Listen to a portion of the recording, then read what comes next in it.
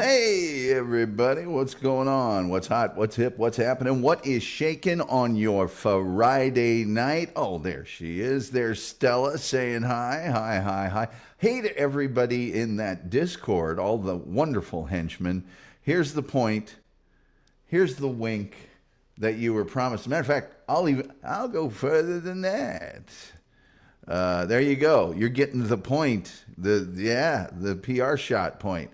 And there's Turkatron shouting out from I assume the 214, the 469, or the 972. I don't want to dox anybody. Always good to see Turkatron. Thanks for joining us. I know you guys all have a better show to go watch. But anyway, Hard Archivist was kind enough to immortalize my let's call it a discussion with the comedy shaman. That was very nice of you.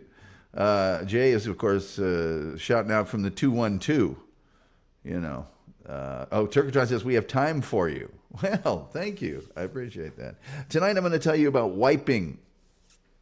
No, it's not what you think. I know you want to make it dirty. I'm not going to let it be dirty. It's not front to back or back to front. It's, the erasing of broadcast programs for no good reason. Urquit is here. Shout out from the 303. PA in 1 hour. Okay, so good. We've got some time here. Jack Crispy Vivo says, shout outs. Yeah. Greg Ward says, Tom Gully can't afford a bidet. No, Greg, I can't. But what I can do is crab walk from the toilet to the shower. I know it's what we call an Indiana bidet. It's that crab walk. Wanda is here. She's got a voice like an angel. And her husband's apparently a talented graphic artist or something. I don't know what he does. Jock Crispy says it is more like that. Julian Caesar says shouting is undignified. It is. Shouting out. I don't even know what shout outs are. I think it's a street term. I'm not sure. Smokane is here. Smokane, of course, man, oh man. He did me a major league solid recently, giving me a picture of someone that we'll have on this show on January 26th that looks like they've just been told that they're going to have their dude waiver cut off. 3 shells, at least 3. Turkatron says, medieval times when? That's a toughie. We'll have to get that figured out. I've got, my schedule just this year got jacked around because I'm working on a big project with some people from England. So I don't know, man. Let's see. Greg Ward says, just tons. Clayton Combs, my good buddy Clay, and thank you. I think Hard Archivist immortalized my conversation with Clay. I love Mom Gully. Good. Todd here says Tom Gully loves me. I don't know who that is. So Turkatron says, why don't you invite me to it? Invite you to what? Well, tell me what you want to be invited to, and I'll see if I can invite you to it. Medieval Times is such a production. That's a big night. It's a big Megillah. It's like, can we just have Turkatron tell us what a good Anglo-friendly taco joint is somewhere down? Well, I don't know that we want to do, the Oak Cliff area, someplace, and we'll all meet there and just do that for an hour or two. Medieval Times is, man, it's a long afternoon. Stella's laughing. I don't know about what.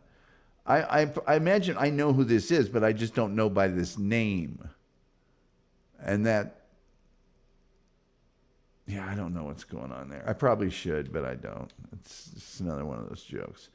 Hey, please like, share, subscribe, retweet, notification bell, all the free things you can do to help us with the algorithm, the almighty, all-powerful, all-seeing algorithm. And then, we do have super chats, and we do have memberships, and we like it when you do that because we want to make some money on this thing. Daddy needs a new pair of shoes. But turn on your gifted memberships. It tells how right down here, and somebody may gift some, and then you'll get free access to our exclusive members-only weekend programming where you will get to hear a guy for half an hour on his own show talking about not beheading me, but turning me into a Pez dispenser. Really wants to cut my melon off of my stem. I think those are words I can say on YouTube. Half an hour he goes on. Half an hour. We just did that this past weekend. I don't have a lot of other, recordings of other hosts wanting to kill me, but when I get them, you'll be the first to hear them. Julian Zeta says, don't say the name. No, Julian, I will not. Thank you. Jared says, up fingers now. Turkatron liked the scream. Memberships does have its privileges. That is true. Somebody's aroused. Very aroused to see all this. I'm glad anybody's aroused by me these days. Crispy Vivo says, Ya Crispy, Ja Crispy, whatever you wish. I've got a half an hour in the bathroom at work right now. Well, you too can do a crab walk to the shower if indeed you have one. If not, I don't know what you're going to do. They have bidets that you can install just like on a home toilet that are inside the toilet now. I'm not joking. They have them. Check them out. My best friend and his wife have one in their master bedroom. They swear by it. And I didn't think I would ever like a bidet. And then I used a bidet one time, and I went, you know what? Not a bad idea. Not a bad idea. Little blowhole shower after you're done laying cable. Let's see. I heard they have laser-guided bidets now. Hole-in-one every time. Yes. Oh, look, I have my Cobra Kai thing on. It says strike first. Cobra Kai. As was discussed on this program, yes, I did copyright strike some people because they're stupid. But the plan the entire time was then to uncopyright strike. It was kind of like to shake up an ant farm and then just come back later and watch them all. But maybe they've learned a lesson. I doubt it. But maybe. Nadar says, there is no need to be doing the wiping, Sar. Maybe that's supposed to be sir. Yes, I know. Some cultures, they don't do the wiping. All right, let me open up my thing and tell you about wiping. And let me put this up here. Now, see, part of the problem with doing a show on wiping, which is the practice of erasing broadcast material to put new broadcast material on it. So you're basically destroying live content or television content or whatever content is on the videotape. The problem with getting visuals for that is, well, they've all been destroyed.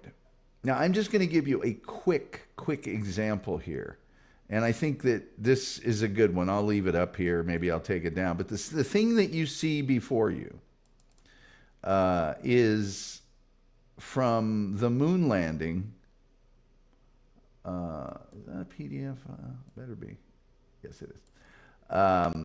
It's from the moon landing. It's from the Apollo. It's not from the moon landing, but it is from the Apollo 11 mission, okay, on the moon. You see this still image before you? That's all that exists. Yeah. Somehow that footage got erased.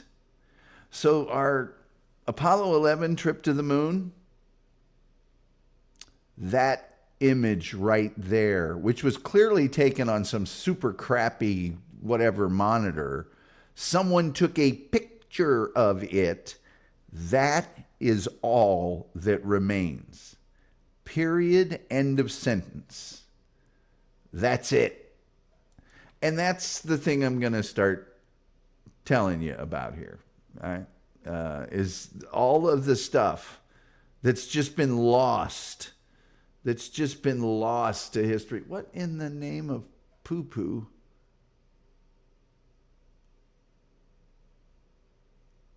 Oh, I know what I'm doing here.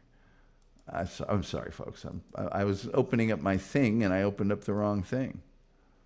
I'll be with you in a second. Jesus. Let's see here. Bidet snobs. Yes, Towns is more of a Charmin guy. Charmin has way too many ply for me. I don't like to go beyond just a couple of ply. I feel like I'm wiping with a comforter. I'm not in a favor of that, And by the way, if you get like Scott tissues that are traditionally like 1 ply, you can always like turn it into 3 ply by just tripling up on it. You can make however many ply you want. Don't paint me into a ply corner, please. The Wolf is here. We'll be calling the Wolf after I do my little presentation here. Julian Zeezer's with us, says hello, Kim, and to everyone else. People saying hi. We do have the most cheerful chat room on the internet, as verified by independent sources. Super chats, memberships, they're available. Jock Crispy Vivo says they took the picture, then faxed it from the look of the pixels.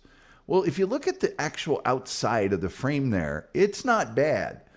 That camera was never likely to be great. It was, after all, on the moon.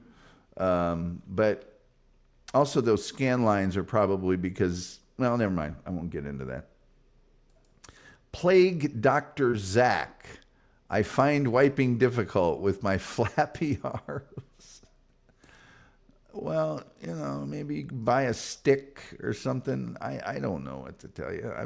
It's not that kind of wiping. It's not that kind of wiping. So normally I would show you a lot of pictures of things, but they've all been destroyed. That's the point of the show, so we can't do it. Metal Maiden Vicky is here. Metal Maiden Vicky, for those of you who like heavy metal music, is on a website and streaming radio station 24/7, 365 called Sonic Asylum Radio, who we've been partners with, gosh, it's got to be 6 or 7 years now. And they stream our program on their Facebook page. But she has a show. If you go to sonicasylumradio.com, Metal Maiden Vicky, please feel free to put all the indicia in the chat. From 3 p.m. to 8 p.m. tomorrow, Saturday, Eastern Time, you're going to hear a lot of incredible music, and she does the best rock and roll interviews of all time. You'll really like it. Her chat room is amazing. You can put GIFs in it and stuff. I wish we could put GIFs in this thing here, but we can't. So people saying hi. I'm just going to do it for Sonic asylumradio.com. Whoops.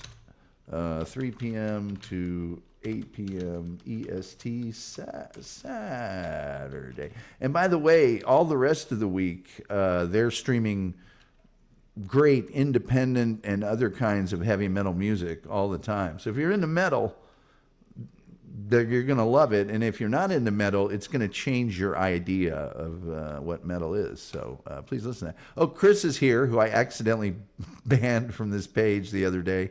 And he gave me $2 Canadian.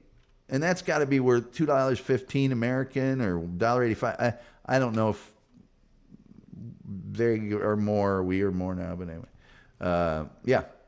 Good Canadian citizen. Good friend of Scotty McTire.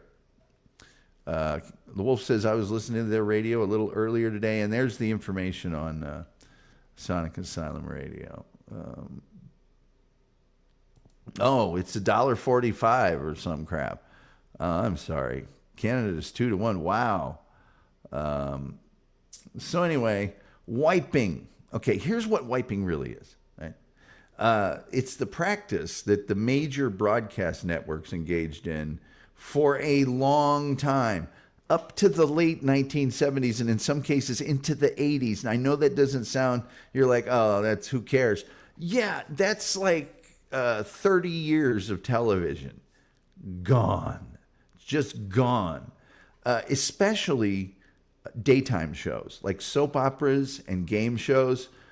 Most of those that were taped and then erased because nobody thought they would have any commercial value whatsoever. But a lot of other stuff, important stuff, also had this same thing happen. Another reason that this happened was there was a thing called the financial interest and syndication rules.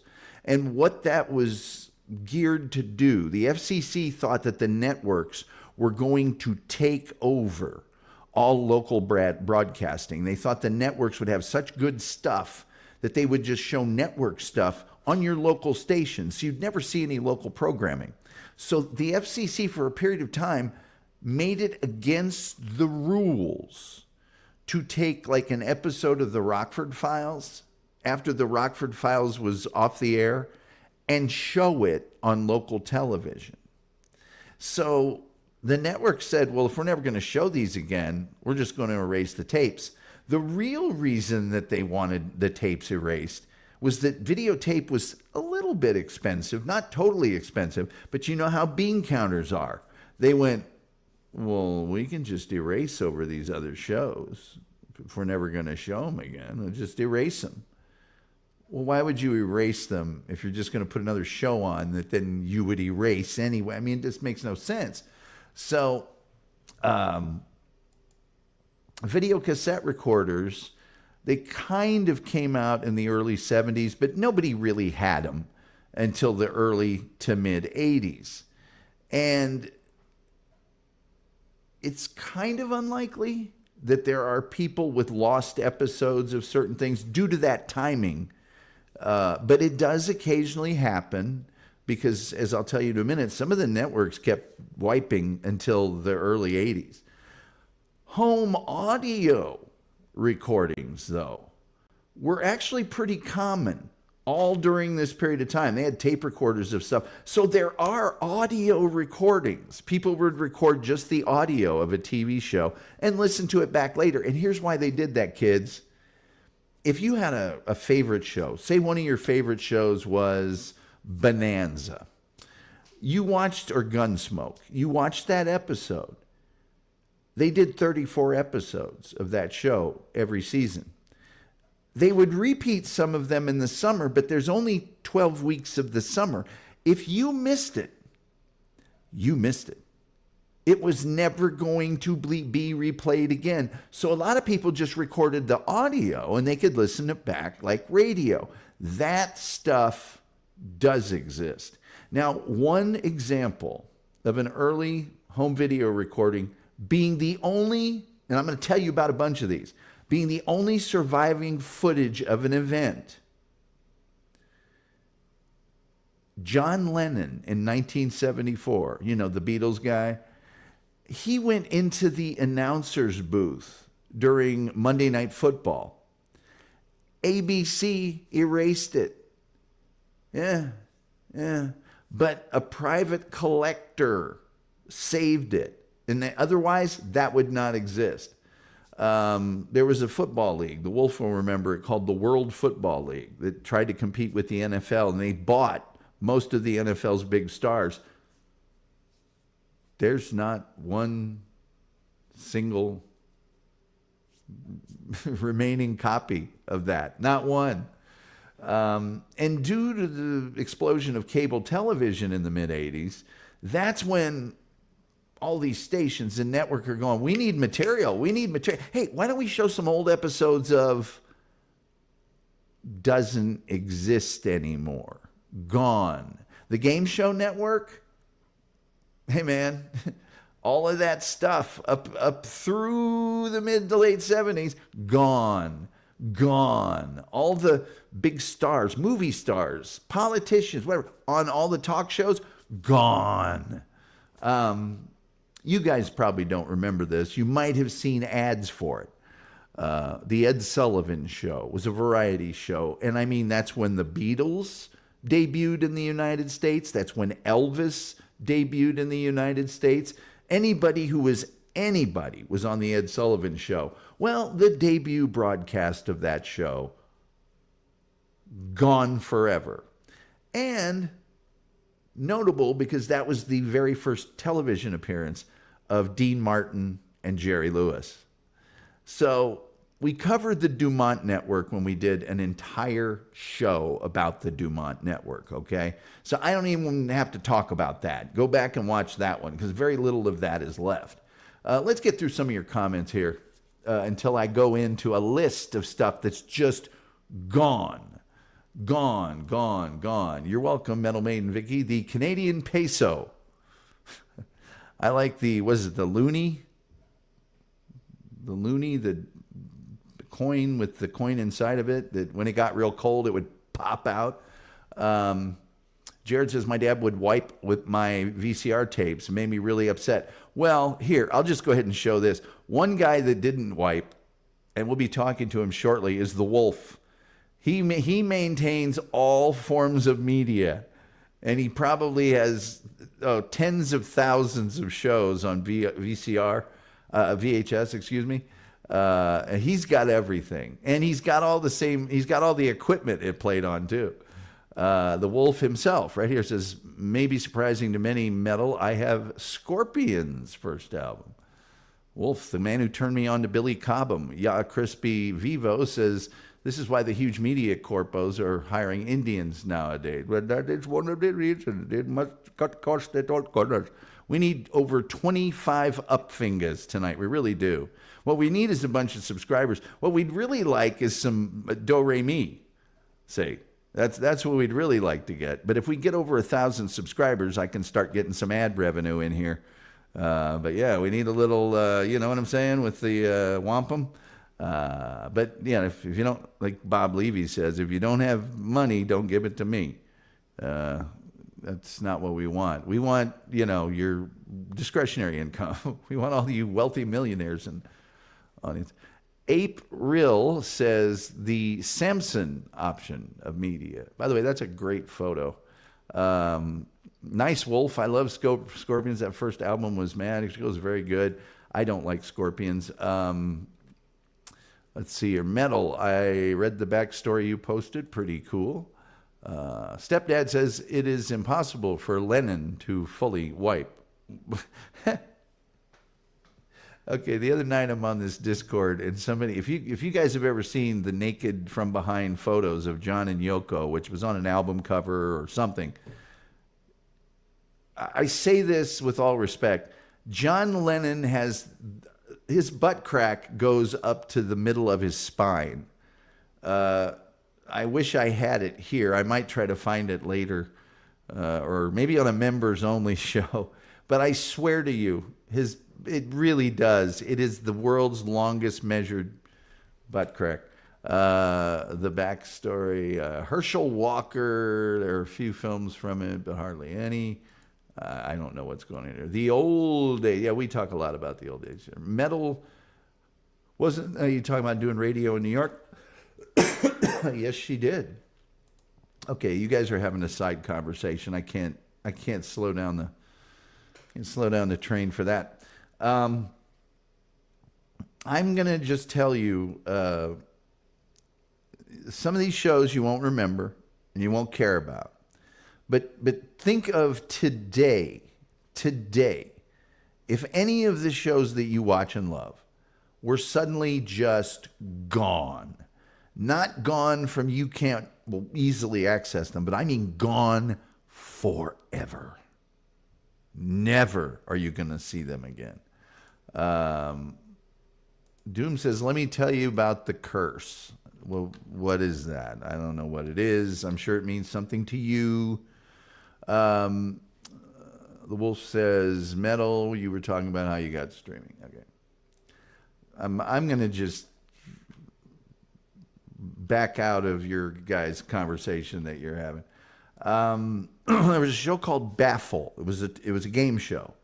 It was only on for a year, but a year was 100 episodes, right? 3 exist. Those of you who love college football, particularly the University of Alabama, there is a very legendary college football coach named Bear Bryant, and he had a show on from 1958 to 1982. Okay? Yeah. They made about 250 episodes of this program. It was a once-a-week show. Only about 7 remain. Captain Video. This is one of the very first, you even see them refer to it in old movies and stuff. One of the very first really popular kids show was Captain Video and his Video Rangers. Yeah. It was on from 1949 to 1955. Only 26 episodes remains. Those of you who have ever seen a movie called Plan 9 from Outer Space, famous cult movie, mostly featured in the movie Ed Wood, but a lot of people have seen Plan 9. There was a guy on it, a psychic by the name of Criswell. He, throughout the entire 1950s, had a show in L.A. It was called Criswell Predicts. He was sort of a schlocky psychic guy. Not one episode. There was a show for kids called Curiosity Shop. The pilot episode, it was on from 1971 to 1973. This was a big show. It was a network show. 1971 to 1973.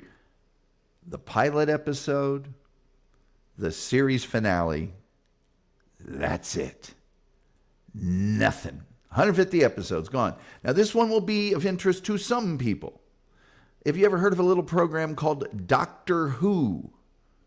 Doctor Who started in 1963. Obviously, it continues to this day, a 61-year run. Yeah, the first 6 seasons, pretty much erased, just to save money on tape. Now, they do have some of those, but those are just homemade audio recordings. So now what they do with a lot of these audio recording ones is find stills that they can use and put it under the, audio with the video. It's awful, but they do it.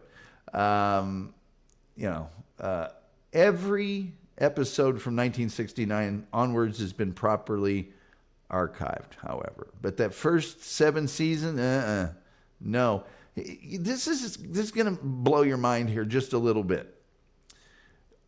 The Academy Awards and the Emmy Awards from 1957 to 1965, they originally thought those Academy Awards did not exist anymore. Originally. They were on Kinescope, which Kinescope is basically, imagine a show on a TV screen, and you just take a film camera and film the screen. All right? That's a Kinescope. Not that high quality, especially back then because the monitors weren't very good. Well, for a long time, they thought 1957 to 1965 didn't even exist. They eventually found some that had been shipped over to Europe in film form. 1966 on, they are intact. The Sesame Street. There's 53 lost episodes of the beginning of the Sesame Street, including the debut of cast member Linda. None of you will remember her, but Oscar the Grouch, his debut, no. Gone. Some of the episodes, the early episodes of Sesame Street, this is hilarious to me, only exist in German, from the German version, because the Germans did not erase the Sesame Street, They thought it was important. So they have Sesamstrasse. They think maybe the raw footage of all these first Sesame Street episodes still remain, but they can't prove it and they can't find it. There's a show called the Louisiana Hayride. Really popular show. Okay. Why is it important that that show is no longer available? Because it was the first TV appearance of Elvis Presley. And the only thing there is like an audio recording from acetate, which is not a good way to record things. That's all they have of it from March of 1955. Let's see here. There was a show, a really interesting show on CBS called My Living Doll. I think it starred my close personal friend, as longtime viewers of the show know, Julie Newmar. And they're all gone. They're all gone. Many of Ernie Kovac's Videotape Network's programs all wiped. And he had shows on ABC, CBS, Dumont, and NBC. And after he died, the networks wiped tons of programs. His widow, Edie Adams, got as many episodes as she could find, but there just weren't very many. This is a huge one. This is a huge one. I can't even believe this, and you won't either. Now, The Tonight Show isn't really as popular as it used to be. It's not as popular today with Jimmy Fallon as it used to be with Johnny Carson or even Jay Leno, okay? But almost all of The Tonight Show with Jack Parr and the first 10 years hosted by Johnny Carson were taped over, destroyed, no longer exists. We're talking about 2,000 episodes of The Tonight Show gone. And those would have had the best singers, the best actors, the most powerful politicians, all of that gone. Yeah. Carson's shows were preserved by NBC into the early 70s, but then thrown out. They just threw them out when the show moved to California, to Burbank. And Carson just lost it when he learned about this. Just lost it. There's selected things from that era, very, very, very, very selected, like one guest type things. And they are often replayed by Carson himself. Some audio tapes and still pictures remain, including the introduction to Carson's very first broadcast. But man, oh man, all of those gone. An episode of Mystery Science Theater 3000 from its original station, lost. No known copies exist. The pilot of I Love Lucy, gone. Never going to see it. Almost every single game show from the 70s and before, so everything up to the 70s and before that, completely destroyed. CBS's archives begin in 1972. ABC's archives start in 1978. NBC's start in 1980. Everything before that, gone, destroyed. A handful of producers like Goodson and Todman did arrange for the preservation of their shows, even during the tape wiping period. To a lesser extent, Barry Enright, Barris, Jay Wolpert Productions, and the post-1980 Merv Griffin Productions.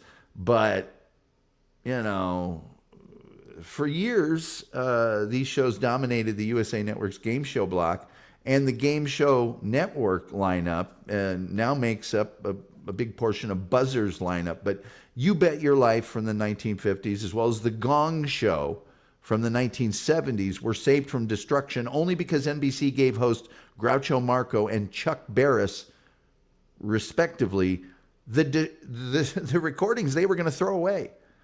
They would have just thrown them away. But they said, hey, would you like these? And those guys went, yeah, I think I would. The Newlywed Game. We've all seen the Newlywed Game, right? Deadbeat a butt, Bob. Yeah, from 1966. And I remember my parents watching this during this time period, by the way. From 1966 to 1974. gone. See ya. Now, there's a few that have survived, but they've deteriorated so badly, they might as well not exist. You guys have seen Jeopardy, right? Alex Trebek, right? Remember? Yeah, before Alex Trebek, I believe a guy named Art Fleming hosted the show. And from 1964 to 1975, they did 2,753 programs. 24 remain. There was a show some of you may remember called High Rollers. It was a pretty popular show in NBC, and it ran from 74 to 80. Yeah. Only 12 episodes remain. And we're talking 1,200 episodes. So I already told you how all the networks continued wiping into the 70s and into the 80s. But it wasn't just game shows. It wasn't just soap operas. I'll get back to that stuff in just a second. Let me go through your kind and fine comments. Up fingers. It's impossible for Lennon to wipe. For John Lennon to wipe a butt crack that long, he'd have to put a chamois on the front of a car and just drive it for a few hours. Let's see here. Oh, somebody was going to tell me about the curse, which I don't know what the hell that's about. Captain Video reminds me of Ed Norton. Ed Norton. Yes. Criswell the Psychic. Yes. Julian Caesar says, seems like the media companies didn't value intellectual property the way they do now. Yeah, it's funny because now they're like like vultures on a piece of carcass. I've seen the first season of Doctor Who with the old guy. Maybe have one episode, Dr. Quatermass or whatever, that whole thing. Let's see. No, Tom, there are episodes of The Living Doll left on Tubi. They were in a fire or something. I'll have to go back up here and look at that then. Let's see. Let's see. Yeah, it says they survive or lost or they're lost or survive in poor condition. The 2011 DVD release of the first half of the season includes an on-screen plea for anyone who might have better prints of the missing episodes. So, let's see here. 10 years. Yeah, 10 years. I don't know what that's referring to, but well, this is where I was over here. Oh, God, you guys are having this huge conversation. Too bad that Oscar the Grouch's debut was wiped. Yes. And by the way, I didn't throw that in there, but his sidekick, Slimy the Worm, was also lost. Rumple Trenchcoats, I do remember High Rollers very vaguely. I knew this topic would tick me off. High Rollers had those two giant die that they would roll. Let's see here. Diablo Sandwich is here. Says, hi, Tom. Hi. The 10 years of Johnny Carson on The Tonight Show we lost. Yeah. And Jack Parr, too. You know, a lot of people don't remember Jack Parr, and they don't realize, how influential and what he did to sort of set things up for Johnny Carson. You know why?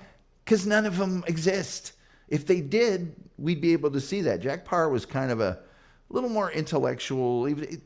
We could do a whole show on Jack Parr. And maybe we will.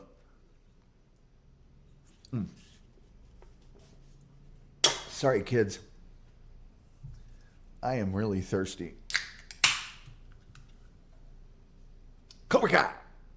That's a thing. Let's see. The doc is complete.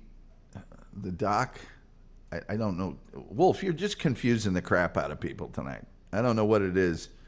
The doc is complete season 1 on Tubi. Okay, if you say so. Melanie Vicky says, I used to watch High Rollers. We all used to watch High Rollers. I don't really need a lot of let me tell you what you're wrong about. I've already done the research. You know, if you want to do that later, go ahead. But Rumble Trenchcoat says, I do remember Anthony Cumia calling a hack on his show Jack Subpar. I don't want to have to go back through here and start, you know, or spent the whole day on this. Read this again. It's only a one-season show. First half of the season, number of episodes. They're lost. There's a number of episodes lost. That's all there is to it. Period of end of sentence. That's beyond contest. Not gonna argue about it. Not in a argue with people state of mind these days. They can go argue with themselves. Moving images of Walter Cronkite reading the news in his studio every night for 6 years. Mostly gone. Exceptions are his coverage of the Cuban Missile Crisis in October of 1962 and November 1963 events in Dallas, Texas, the JFK assassination, shooting of J.D. Tippit, and all three funerals, as well as his introduction of the Beatles and his criticism of the Vietnam War. Otherwise, Walter Cronkite, the most whatever man in America. Yeah. As of 2011, 1968's Super Bowl II. Super Bowl is the only Super Bowl without any surviving telecast recording. A nearly complete color tape of Super Bowl I was discovered in 2005, but it was kept secret for nearly 5 years. Why? Who knows? Portions of telecasts up through Super Bowl V are missing or exist only in black and white. NFL Films produced their own copies at a higher quality than the broadcast could produce at the time for posterity. Super Bowl I, by the way, was aired by both CBS and NBC, the only Super Bowl to be aired by two networks, because one had the AFL contract, one had the NFL contract. But neither one felt the need to preserve the game long term. CBS saved it for a few months, then reran it as filler programming, at least once, before wiping it. A color videotape containing the first, second, and fourth quarters of the telecast from WYOU in Scranton, Pennsylvania, was found in 2005 and is in the process of being restored.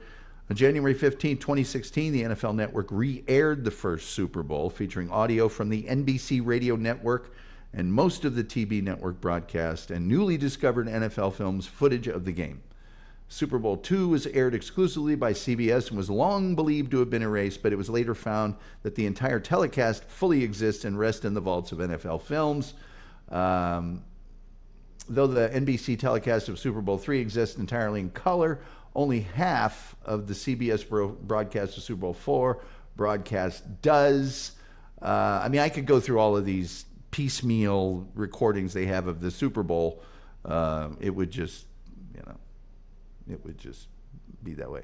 Wait, people aren't allowed to politely disagree with you? Sure, call in when I open the phone lines. You can't really have a discussion through the chat. I have a phone line. I'll open it up. We can have a fine discussion then. Let's see. We want to adopt somebody. I used to be a Patriots fan. That was a good run, as many years as my marriage. I'm going to go ahead and let you hang out here. That screen name indicates to me that maybe you don't need to be here, but we'll see. Julian Zezer says, how long does videotape generally last? It just depends on how it's stored and the quality of the tape that they use. Julian, there was very, very many kinds of videotape used throughout this time period. One was like a 2-inch actual tape on a reel-to-reel. Another kind was a format called U-matic, which was a big, imagine a VHS tape only like on steroids, do that. I don't know who cares about the NBA or the NBA finals, but from like 1962 to 1978, oh boy, only 24 minutes of game 7's second half remain from 1962. From 1963, they got Game 6. That's it. 1964, the second half of Game 4. 1965, only half of the second quarter and early portions of the third quarter. Blah, blah, blah, on down the line. Bucks Celtics. This was an incredible 7-game series. Only the fourth quarter and second overtime of Game 6 and the fourth quarter of Game 7 exist. Bullets Warriors, all 4 games are intact. Celtics Suns, all 6 games are intact. But the 78 finals between the Sonics and the Bullets, games 1, 5, 6, and 7 are intact. That's all. If you remember a show called The Goldbergs that was just on recently, that's actually a reboot of another show. Hold on here. Man, now I got people sending me messages. Yeah, I don't have time to go through this shit right now. I really don't. Only the last 2 seasons survive intact of the original version of the Goldbergs, 1945 to 49 to 56, with CBS and NBC reruns being largely lost. Macy's Day Parade, 1953 to now. Only 2 parades from the 50s to the 70s are still preserved. Status for many telecasts prior to 1980 are unknown. There was a big show called Queen for a Day, where they'd find a lady and give her a bunch of prizes and stuff. 1956 to 1964, almost every single episode destroyed. Rocky King Detective, very popular show on Dumont. Original negatives dumped into New York's upper New York Bay in the 1970s. Search for Tomorrow, 1952 to 1982. CBS wiped it. Thousands of episodes, thousands no longer exist. There are some that do. The Match Game, not the Match Game that we watched with Gene Rayburn and all those people, but the 1962 to 1969 version.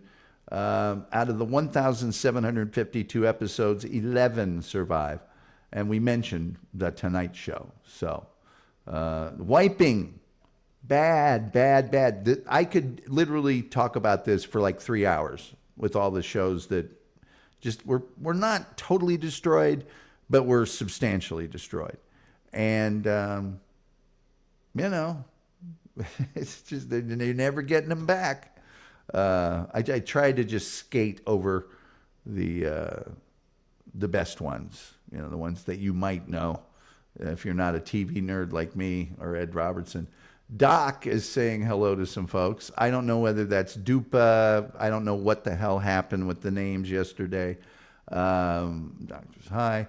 Let's see, we want to do innocent until proven guilty. That's where I'm doing here for you. I asked you to be fair and do it to me. Yeah, see, it's not about you. And there's a name in your screen name. You put it there, not me, that suggests perhaps this is not the place for you.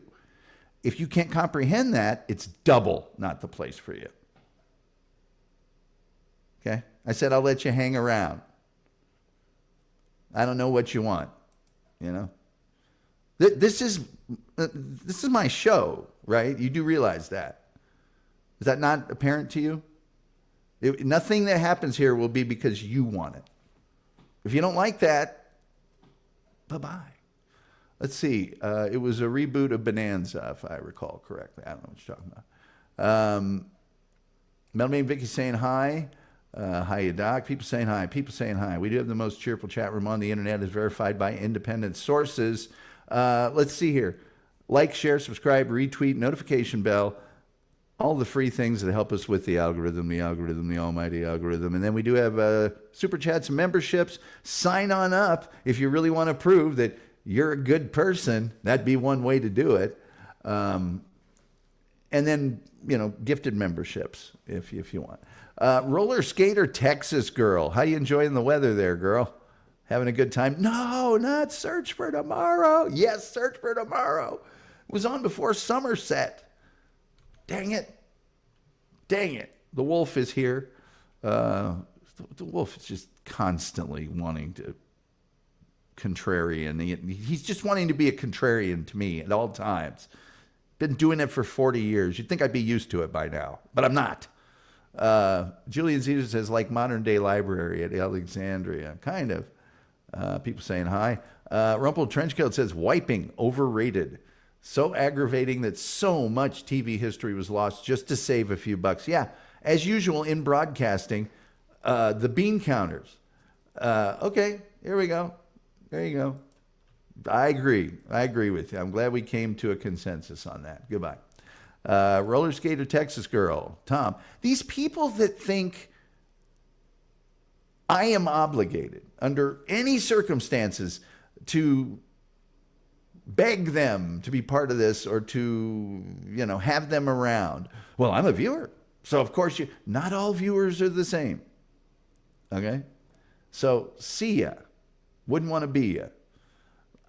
Did them the courtesy of putting them on notice since they put the name of a well-known troll in their screen name. Just giving you a friendly, hey, we don't do that here.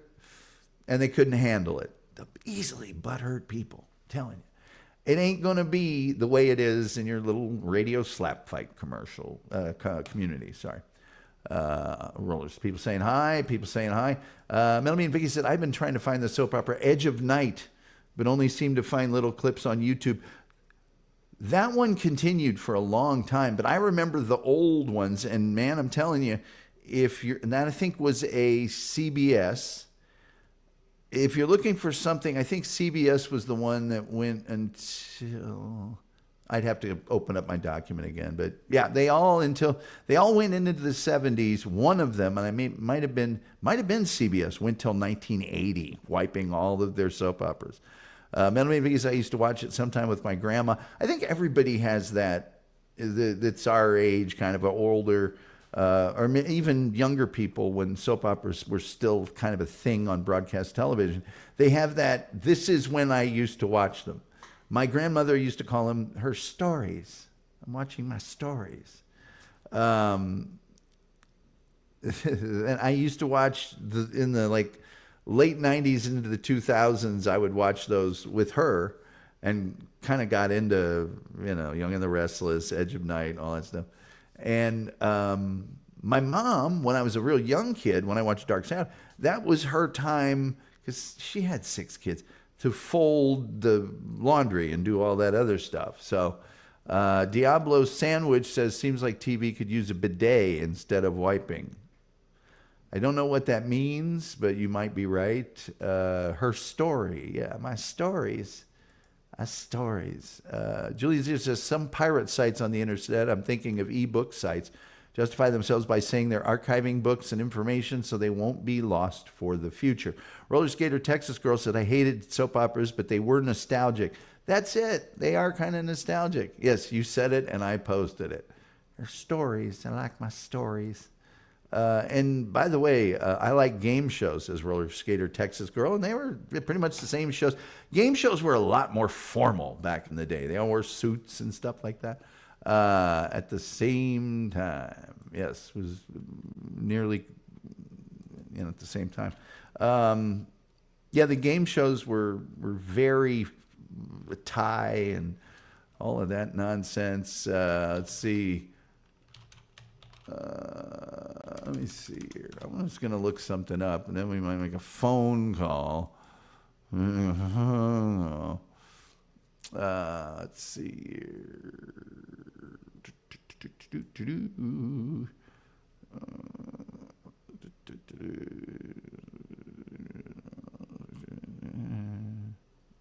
Yes.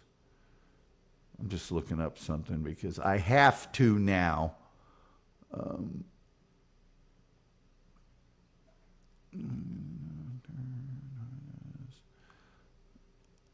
Yeah, I'm not going to go back and look at this other stuff. Once I've done the research and everything, not really during the show on the fly, going to start verifying people's conjecture and all that crap. I'm just not going to do it. I can't.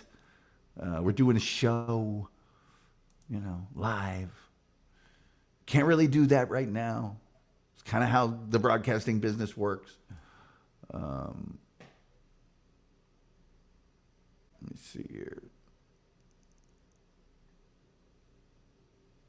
Yeah, I can't go back through and check dates and do that shit while I'm doing a show. I just can't. Wish I could. Wish that I could. What the hell is this? Sorry, now I've stumbled upon some other crap that I got to deal with here. And then I'm going to open up the phone lines, and then we'll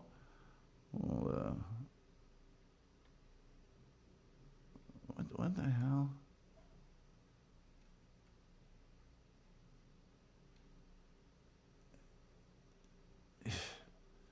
A guy that's a major drug addict is emailing me. Let's see here. That's really weird. I got a bunch of these. I should someday read you all of the email that I get at the Tom Gully Show from people that insist they'd be a great interview. I think I'd be a great interview for your show. Well, why don't you let me make that decision? Let's see here. Do they have copies of America's Funniest Home Videos? Yeah, I'm pretty sure they do, Diablo. Good ask. Good ask. Let's see. My mom called them her stories too. All old ladies called them my stories, and that came over from radio. They followed those stories, like a bunch of those old soap operas evolved out of radio. Great minds think alike. They do at that. True dat, Doc. I think Doc is actually Dupa. But we had this, I don't know what happened yesterday. They changed, I don't know what happened. I'm not going to. The She-Man. Are you talking about comedy She-Man? Rebel Trenchcoat says, not quite the same because this wasn't white, but I'm annoyed the pilot episode of a show where Vincent Price and Peter Lorre played crime-solving antique shop appraisers didn't get picked up. That would have been good. Diablo says, I only made it to Captain Drug Addict. Diablo, if you could start making sense at any point in time, it would really help the program. Let's see here. Doc says, because we care. Thank you, Doc, which I think is Doc Torn. $5. You can change the name, and it's confusing me. But thank you for hey, for $5 you can confuse me all day. Metal Main Vicky said, I'll be watching my story later tonight. I've been watching Days of Our Lives since I was in middle school. Hey, Metal Main Vicky, I'm watching our stories right now. And I'm watching that Dark Shadows one. I'm up to episode 389, maybe. Angelique was just put in the grave, and then they got her out, and that's about where we're at. They got married, though, I think. Doc is Doc Torn. Okay, I got that. Thank you, Julian Caesar. Dupa was making a joke. Okay, all right. Okay. Those two of my favorite people here, and I can't, because there was another Doc something yesterday, too. Let's see. Metal, the story has probably advanced 1 week in that time. Well, the Wolf's right about that. The stories advance very slowly, although much more slowly, like the hour. Some of the soap operas were hour long. Dark Shadows is only half an hour long. So it's 20 minutes. So at least it goes faster from that perspective. I agree. It would have been a cool show. Anything with Vincent Price would have been a cool show. Incidentally, it's my pleasure to announce that on January the 21st, on this very program, the Columbo experts, Rumpled Trenchcoat and his sister, I don't know if she's Rumpled Frock or I don't know, whatever her name is, will be appearing on this very program. And we will talk all things Columbo. Diablo Savage, whatever happened to the real ending of The Sopranos? We only ever saw the feed cut out.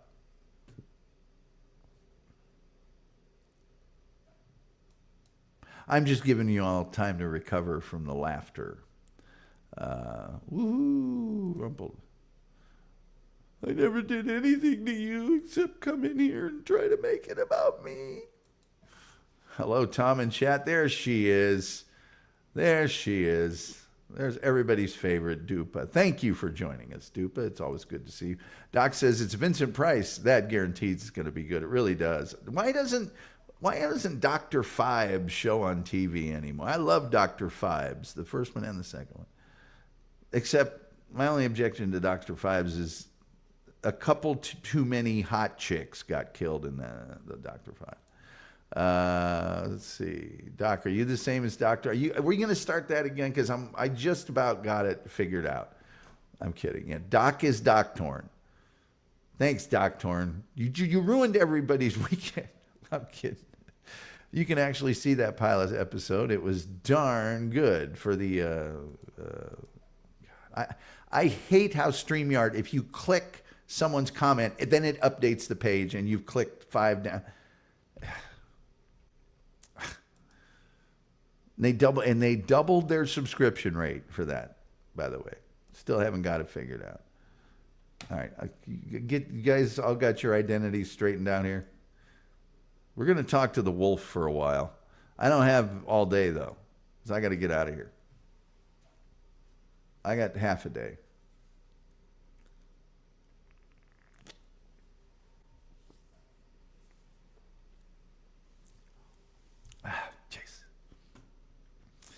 Let's see here. My parents met Vincent Price back when Vincent and his wife Mary published a recipe book. Well, Vincent Price, well-known gourmet, very, very well-known for that. And he published more than one cookbook, like 3 of them. And he appeared on Julia Child's show, I think, one time. Diablo Sandwiches. I always liked that Dr. Doogie Howser. He was a rapscallion. Hey, Diablo.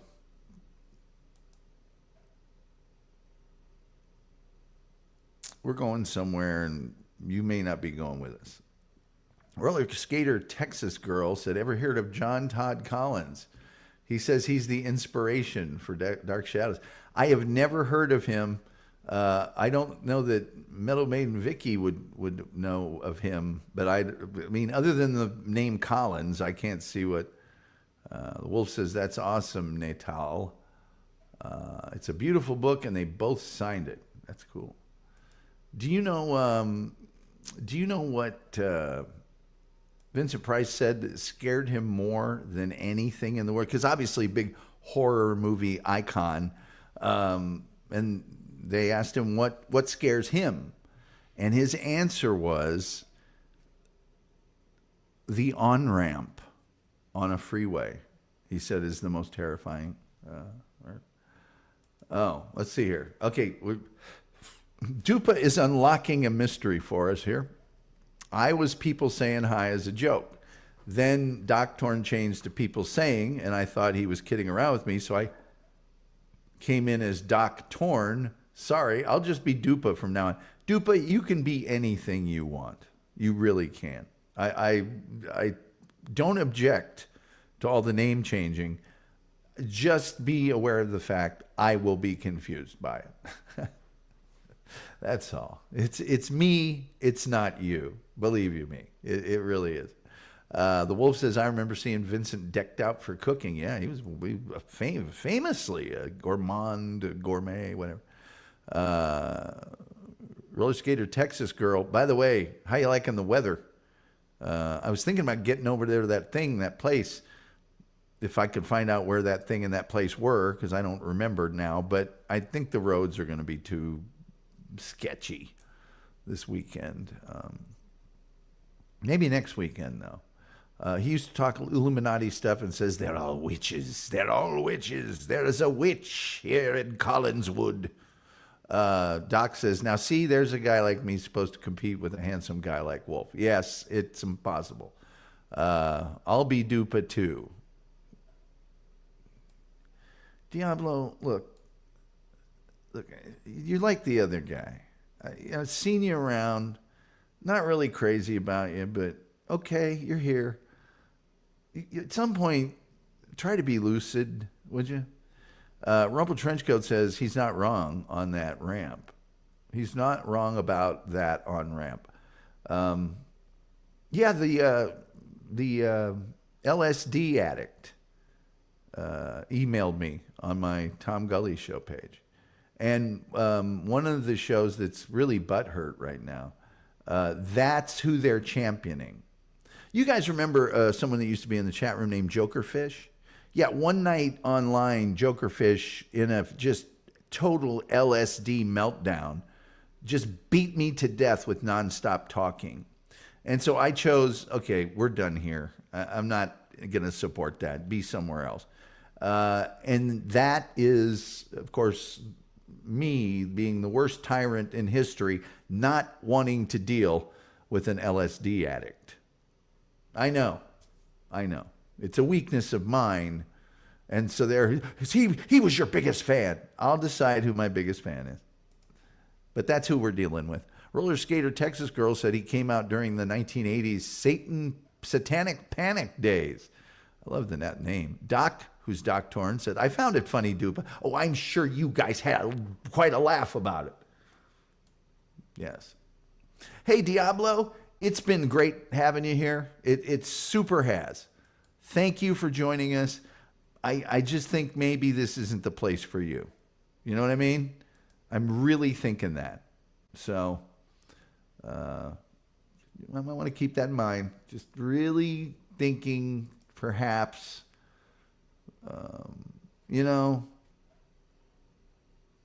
let's call this gentleman in the southern part of California and see if we can get him.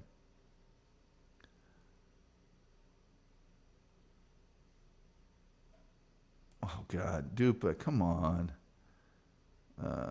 Let's see here. Dupa was the biggest fan. Dupa might be. I don't know. It says, Jokerfish was so excited to be with you on a podcast time. I know he was high, but he really he was spurging out so bad I couldn't get a word in edgewise. Hey, it's the Wolf. What's up? I'm going to give you a southern butt kicking, you no good for nothing, trashy northerner. Hey, check this out. You know the Jokerfish guy that was mashed on LSD? Dupa says Jokerfish was so excited to be with you on a podcast time. I know he was high, but he really liked you. You know, at some point, my experience comes into play. And for me, it was being held prisoner with a guy on acid for 4 hours. And just, hey, and can't get a word in edgewise. And look, dry out, quit using drugs. And he went into that rather extensively. I don't like to hang around that anywhere in life, much less on a podcast. So sorry that, why do I owe it to some guy whacked out on LSD to tolerate that? Wolf, why do I have to do that? Because you're special. No, I mean, Vicky says she's never heard of anyone actually being addicted to LSD. Your head would explode or something. Dupa says, Tom, fair enough. Yeah, I'm not stopping him from living his life or doing anything I want, but we don't need you here. I don't. And I don't need your whining about the fact that you don't have access to continue to annoy me with your LSD stuff. Sorry. Diablo, it's been great having you. Really has. It's really been great. Bye. So anyway, now you probably at some point, when did you begin recording all of the shit? Well, let's start with the volume. How many VHS tapes do you have of various movies, TV shows, and sporting events and stuff? Well, I have about 13 cases less than I had. Oh, really? I had that wall of sound that you see in stereo equipment. Yeah. you couldn't see it. I had tape stacked up that high that I hadn't even seen. I gotcha. So, All right, we're getting in. I'm going to see if I can merge this call. We'll see if it. Oh, yeah, it worked. We're merging a call here. We're not going to. No. all right. Hello. No. Oh, I can hear the call in the background. Daggone it. We were so looking forward to your trollery. Anyway. So, yeah, that whole area was covered with 13 cases of videos. Yep, that I hadn't seen. The whole thing started because I was managing overnight and working overnights and was never home to be able to see all the shows. So I started taping movies, A&E biographies, history stuff. There'd be Schindler's List would be on, and I'd be working, so I'd have to tape that. Yeah. And so I started taping all this stuff. Hey, 972 caller. Hey, Tom, how's it going? Who am I speaking with? It's Fezzy McCool. Who? Fezzy McCool. Oh, yeah, the guy I don't want to talk to. Bye-bye. All right. So you how many do you have remaining? Probably several hundred, but there's probably 4,000 or 5,000 programs on those movies, whatever. Damn. So you engaged in wiping. You got rid of 13 boxes of stuff. Well, no, not really, because the original programs are still available. I just got rid of the ones I had. Oh, I gotcha. So you basically got rid of things that you could. Because my question to you is, how much stuff do you think you might have from that up until the 80s period where they were getting rid of a lot of stuff? I taped some old stuff, but, there are so many different ways of finding stuff. For example, you're wrong about Doctor Who. They are all available. Here's the caveat. They have substituted cartoon episodes in place of the ones that they lost. Yeah, isn't that interesting? That's what I mean, the original episodes. There's a lot of TV shows that still exist, but they only exist in a form where they have the original audio, and then they'll take the the still images from like the previous episode or another episode, and they'll put them on there like a slideshow over the top of that audio. Yeah, so I thought I sent you the link for, it's hard to send people stuff from Tubi. They don't make it very easy, but I at least told you about her, the living doll being on Tubi. Yeah, There's no, like you did. 11 or 12 episodes. Yeah, but that's not, that's like a season back then was 34 episodes. Yeah, so I think they're claiming they made 17 episodes and they lost 5 or 6 of them. Yeah. Something like that. I could be wrong, or it could have been 23 episodes. The Doctor Who's, it goes from 1 to 6 on there, and the newer ones I have no interest in. It's horrible. They're woke. It's a disaster. Nobody wants to see that. But the first guy, there's 3 seasons of it, and then that blends into the next guy. And those 3 seasons, right towards the end, I kept thinking, what the heck's going on? Where these freaking cartoons come from that are being played on here? Yeah. And I realized, well, wait a minute, those must be episodes that they lost, but they still have either written stuff from it to make a cartoon out of it, or they just figured out how to add to it. Well, I think my favorite Doctor Who is going to be, it's funny. Doc says 50,000 years from now, futuristic humans are going to find Wolf's stash and think it's an archive. And Rumple Trenchcoat says, And here we see an ancient Blockbuster store. But my favorite Doctor Who, and I know it's probably age, you like the one you grew up with, but is Tom Baker. And to me, He's the best one. And part of the reason I think he's the best is that era's level of cheesy yet surprisingly effective special effects and set building and stuff is what makes for a better Doctor Who. I think when it gets way too realistic, it's all of a sudden, okay, not necessarily going away. I don't know. It's just something about too much taken away from the story or something. I don't know. Well, he was my favorite because, first of all, he's very pervish, offering people jelly babies. He's the most physical of them, so he actually does something. Yeah. And plus his assistants they were have kind of hot. The most quips in that. He had the most hot assistants. Oh yeah, and he was always the one that had the best looking assistants. Too. Yeah. Well, so Julian Caesar says Wolf's Mary Pam. Oh yeah. Well, Julian Caesar says Wolf's stash is the beginning of Isaac Asimov's foundation. Probably. I mean, I used to have a ton of stuff, but I got rid of a lot of it. Julian Caesar says Doctor Number 2 was the most physical. He used to do Venusian judo. But I tell you,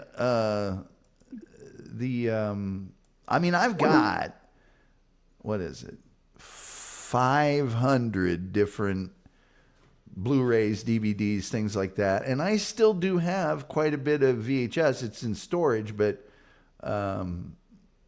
it's just, there's so much stuff right now that if I was recording, I might record to just say, oh, I'll watch this someday. But now there's this like line that I understand some of these things might not be available all the time, or maybe at a certain point ever, by streaming them, but they just don't rise to the level of me buying them. When I could record them for free with my cable, then fine, I'll record them. But now if I have to buy it in a physical form, no, that's too much. But if I can just watch it or stream it, okay. And they're not cheap either to purchase. Well, it just depends.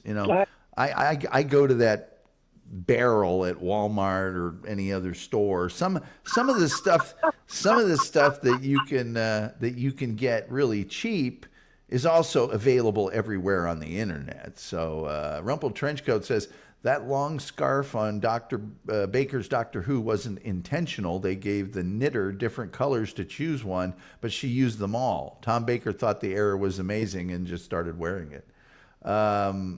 Roller Skater Texas Girl says, Tom, can you drop your email, Tom? And yes, I can. It's on my description for this show, for this channel on YouTube, but I'll put it in the chat here. There you go. The dummy that just called in keeps trying to call in. Julian Caesar says that scarf was amazing. The Fourth Doctor's cricket outfit wasn't quite as iconic. Mike D asks, why was VHS better than Beta? It wasn't. It was cheaper. And the VHS people made a better deal with the movie houses. So, Beta was Sony and Sony only. VHS, they let anyone manufacture for. So you either bought the expensive Betamax unit or you got VHS, which was much cheaper. And at a certain point, the rental stores and everyone else just said, we're not doing Beta anymore. And Sony said the same thing. Beta still got used for a lot of news production and sports and high-end things, but you used to be able to go rent a Beta video like you would rent a VHS video at Blockbuster. And then one day you saw a giant table out in front of the video rental store, and they were selling all of their beta stuff. I remember my dad yelling at me at the dinner table one time because he had just bought a Sony beta recorder and camera. And I said, you realize beta's not going to exist in a very short period of time, because I just read a news article about, I think the guy at the store knows more than you, blah, blah. And then like 2 weeks later, we're at the mall, at the Keystone Square Mall in Carmel, and walking by the video store, Family Video Center, and all of their betas are out for sale. And I just turned and looked at him. He goes, I don't even want to hear it. And he didn't. I knew better than that. Doc says, I have yet to call. Oh, wrong dummy. No, you're not a dummy, Doc. Mike D says, yeah, they had a beta section and a VHS section. So anyway, I wonder, a lot of the lost stuff they found overseas. Copies of it got distributed over there. There's like some story about a Nigerian TV station that they found all sorts of American TV shows with conversions. Like I mentioned, the German version of Sesame Strasse. Rumple Trenchcoat, thank you so much for the $5. Says for beta or worse. Thanks for the $5. Metal Maiden Vicky says everything with Betamax was heavier than VCRs and VHS. Yeah, it was quality stuff.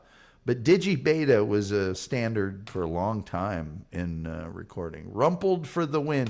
Rumpled Trenchcoat, very, very kind. Thank you, and thank all of you for your kind donations and memberships. Very much appreciated. What's your prized stuff in your collection? Do you still have all the perv movies that you have, like the one where the chick's dancing on the gravestone, or the hood of the car? What was that one called? Orgy of the Dead, or whatever it was called. There's I think I have most of those on 3 like 6 foot long shelves. Oh, okay. Well, I have shelves up, which they hate. I have cabinets that hold 180 a piece that they hate. And then I have a rack against the wall that has like 3 or 4 levels, and that's all VHS, which they hate. And in front of that, I have hundreds of DVDs stacked up, which I'm going to do something with. But I have hundreds of CDs. I have hundreds of cassette tapes. I have hundreds of albums. Yeah. Including one with my grandmother whistling for CBS. Oh, man. Whistling used to be a big deal back in the day. Yeah. Like, you'd be watching. They were going to give her her own program, whistling, for CBS, and my skunk of a grandfather 86'd it. Damn. Well, because whistling, you'd watch Lawrence Welk, or you'd watch a variety show, and a dude would come in and he'd be like a featured, I mean, it would be the band accompanying a guy whistling. And they were super good at it, like really good. Yeah. Okay, this she could do bird calls and all kinds of stuff. There's so much stuff that they've wiped out. Okay, let's let this mental patient. Okay, say your troll thing.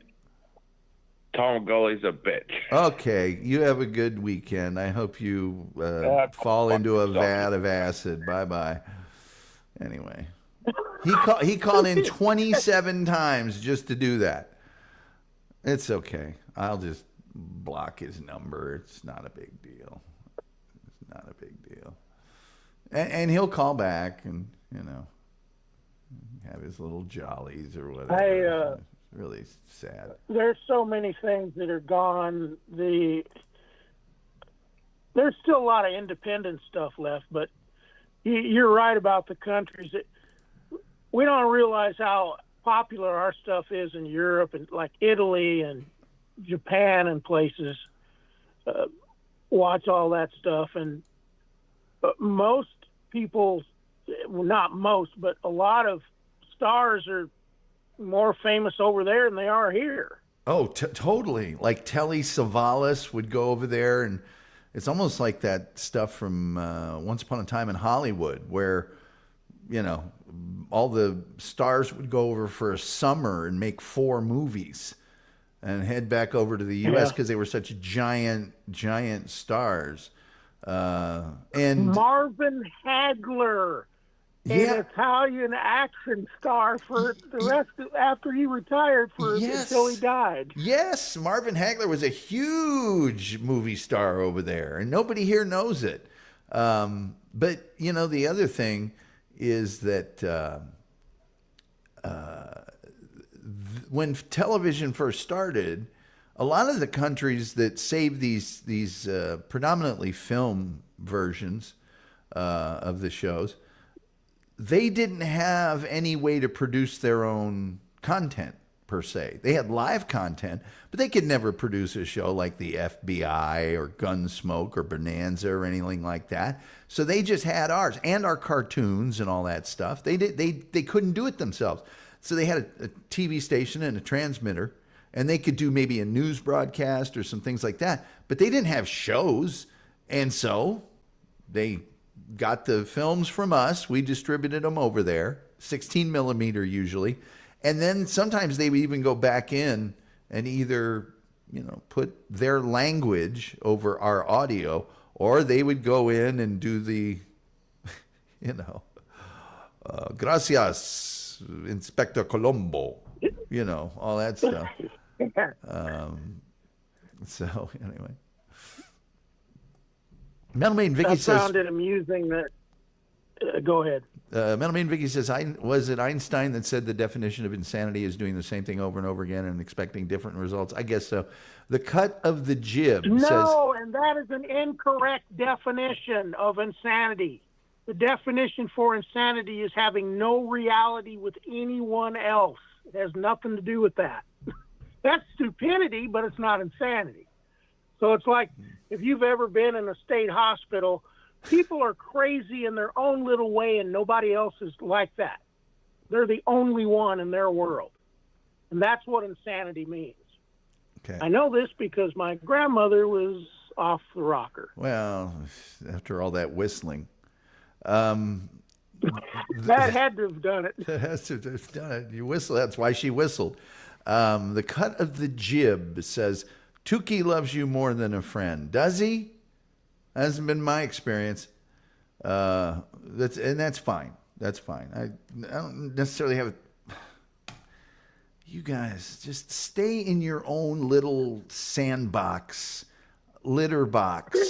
In your own little, the only reason we exist is to go, yeah. I don't do that. That's not what we're doing here. Okay?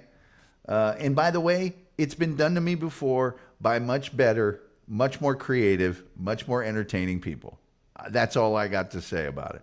Julian Zezer says, I just saw Telly Savalas' daughter on some postmodern jukebox video. Great singer. I hope she is.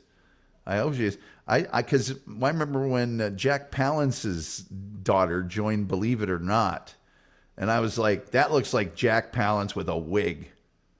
That is not a woman. Cut of the Jib says, do you have any praise for Tukey? Look, if you guys like Tukey, if you like anybody, and if you don't like me, that's fine. If you like other people, that's fine. Not everyone is my cup of tea. And it's not about Tukey. It's about I'm not a fan of puppets and Muppets in general. You know, maybe that's other people's thing. I don't know. But it's certainly not mine. I don't like the voices. I don't like any of that crap. And so it's not about them.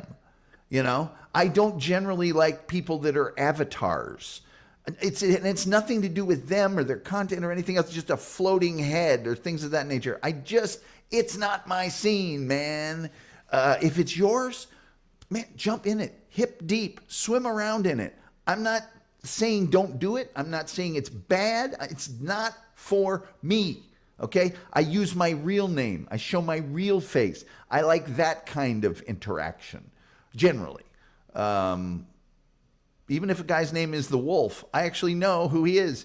Metalman Vicky says Telly Savalas helped to popularize lollipops. Oh man, you should have seen the Wolf back in the day. He would go around with those lollipops and just point and go, "Who loves you, baby?"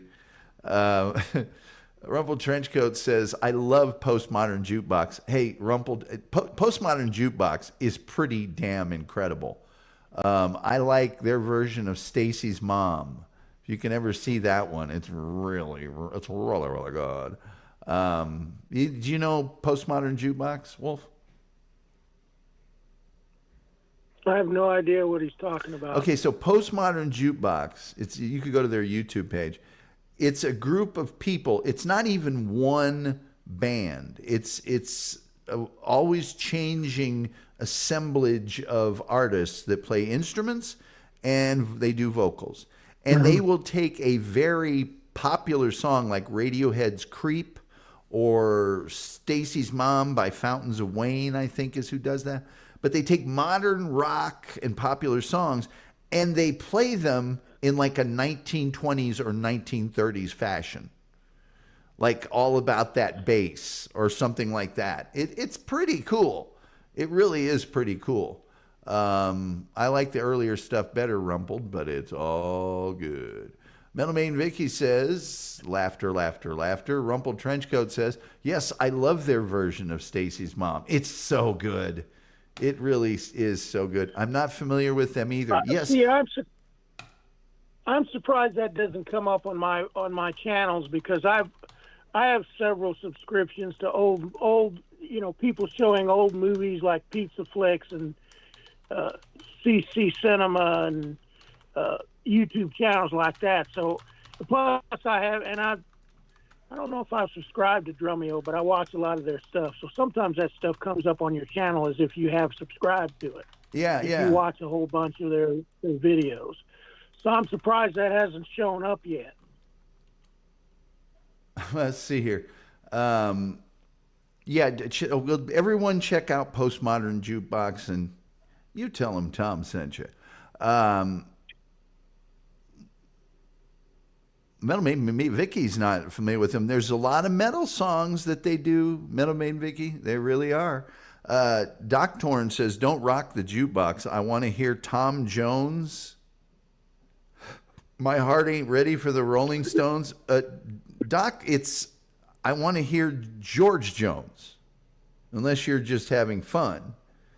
Don't rock the jukebox. I want to hear George Jones. My heart ain't ready for the Rolling Stones. Postmodern Jukebox. That reminds me of one of my queer stories.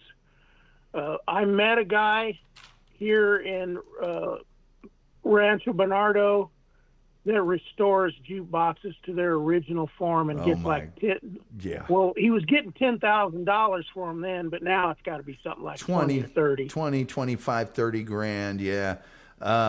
Those things are kind of primitive in their construction, but they're kind of ingenious in... Not only that, but beautiful. The actual outsides and stuff. But if the inside, you look at it, it's super barren, but the way it's set up is super smart. The way it makes the records come out and picks the records and does all that. It's super efficient. And as you say, they're just works of art. They were just amazing. If you put new speakers in them, they still can make great sound. Well, you and I, when we were growing up, and Metal Main Vicky, I know, the jukebox, we listened to a lot of jukebox music. You go out to a pizza joint, hang out, eat pizza, and if you were the ones in control of the jukebox, you were the ones in control of the party. Yeah. There's a restaurant here that I used to do the windows for, and it's called it's Chicken Pot Pie in Poway. And inside they have that old 50s deco stuff, the checkerboard floors, and at each table there is a miniature jukebox that plays individual music. That's how perv that place is. Well, yeah, there used to be those back in the day too, those little tiny ones. But I can remember being at Yeah. like a Pizza Hut or some pizza joint somewhere, and there'd be a lot of people there, and kind of things getting going on a Friday night, and you'd be sitting there waiting for a pizza, and a couple songs would go by, and it's like, who played this crap? You know, give me a couple dollars. Let me put some good stuff in here, man, because this is just, you know, and you go in, and then you'd get to program your radio station for a little while. So yeah, that was, and I also remember I worked at, yes, that's him, Vicky. I worked at a Pizza Hut, and when we were getting ready before open, the jukebox did play, but it played all of the like B-sides of the songs.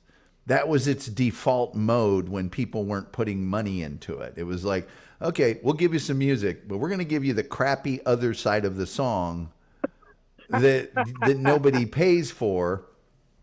And it was, that's where I first heard, because it was Rush Limbaugh's theme, Back to Ohio, by the Pretenders. The other side was Back on the Chain Gang, I think. And that was the hit side. But so you learned what artists were good and what artists were bad because you had to listen to the B side. Mike D said, the good old days, Rumple Trenchcoat says, reminds me of that joke about playing What's Up Pussycat 10 times in a row, then playing It's Not Unusual to throw them off the track before What's Up Pussycat. Yeah. Let's see. Rumple Trenchcoat says, yes, Metal Maiden Vicky, I believe Postmodern Jukebox is Scott Bradley's baby. It is. It is. If Scott Bradley is the guy that sings Stacy's mom, I think he's the head dude there. Somebody is, and they're doing great stuff. Okay, great. Thanks, guys. Yeah, if you go to Postmodern Jukebox, you know, not every song is phenomenal, but there's some good stuff there. Okay, let's just take a call here, Wolf. Let's just see. Hi, and welcome to Tom Gully Show. You're on the air. Tom Gully likes to fuck little boys. Really? Where'd you hear that? Oh, that's what I hear. Where? You must travel in some Off sort of of the bizarre moon. circles. Man, you're sick. Yeah. Didn't have a good answer, did he? Didn't have a good answer. No. Is it better to not take the call, or is it better to let them demonstrate who and what they're about?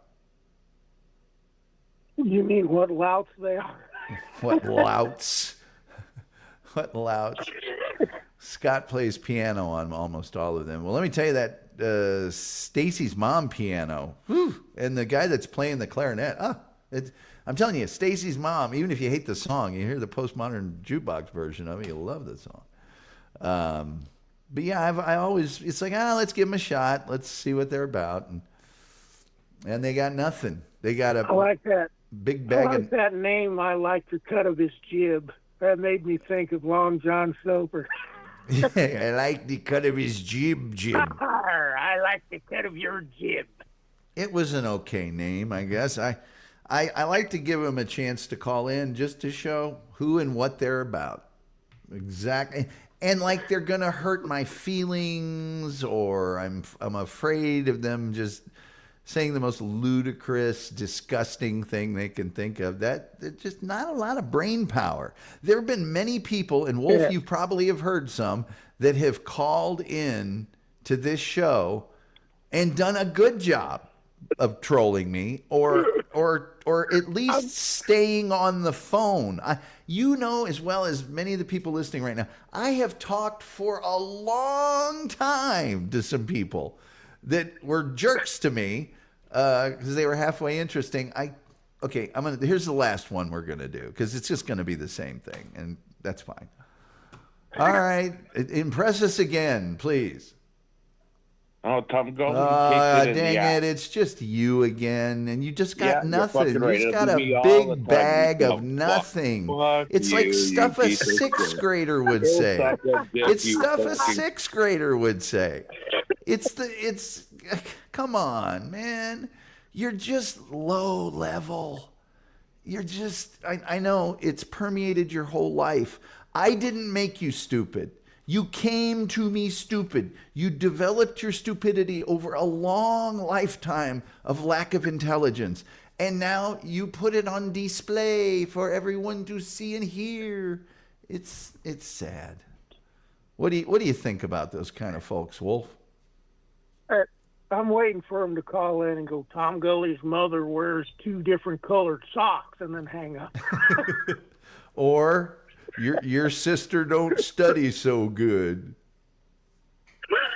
Your dad breathes hard when he shovels snow. I heard your mom makes terrible sandwiches. Quick. Well, they'll get down there. They'll get to that level. They'll run out of stuff. But they got nothing. Lord. They got nothing. And by the way, though, they'll run back, just like all 6th graders do, to their buddies and go, I got him. I got him. You know, yeah, you really did. I toss in my bid for There Goes My Hero, says Rumpled Trenchcoat. We'll get him. We'll get him. He got the fastest boat on the river. My cousin Billy Bob will get him. Oh, Lord. We got the... Yeah. I should tell him the story about the thunderbolt. Oh, yeah, we should probably explain the thunderbolt of lightning. Well, let's see. What was I going to say? It was just... it's just... I let him call in. Oh, I know what I was going to say. It's... Now, on the internet and various internet channels, that kind of stuff's really popular with, like, failures at life.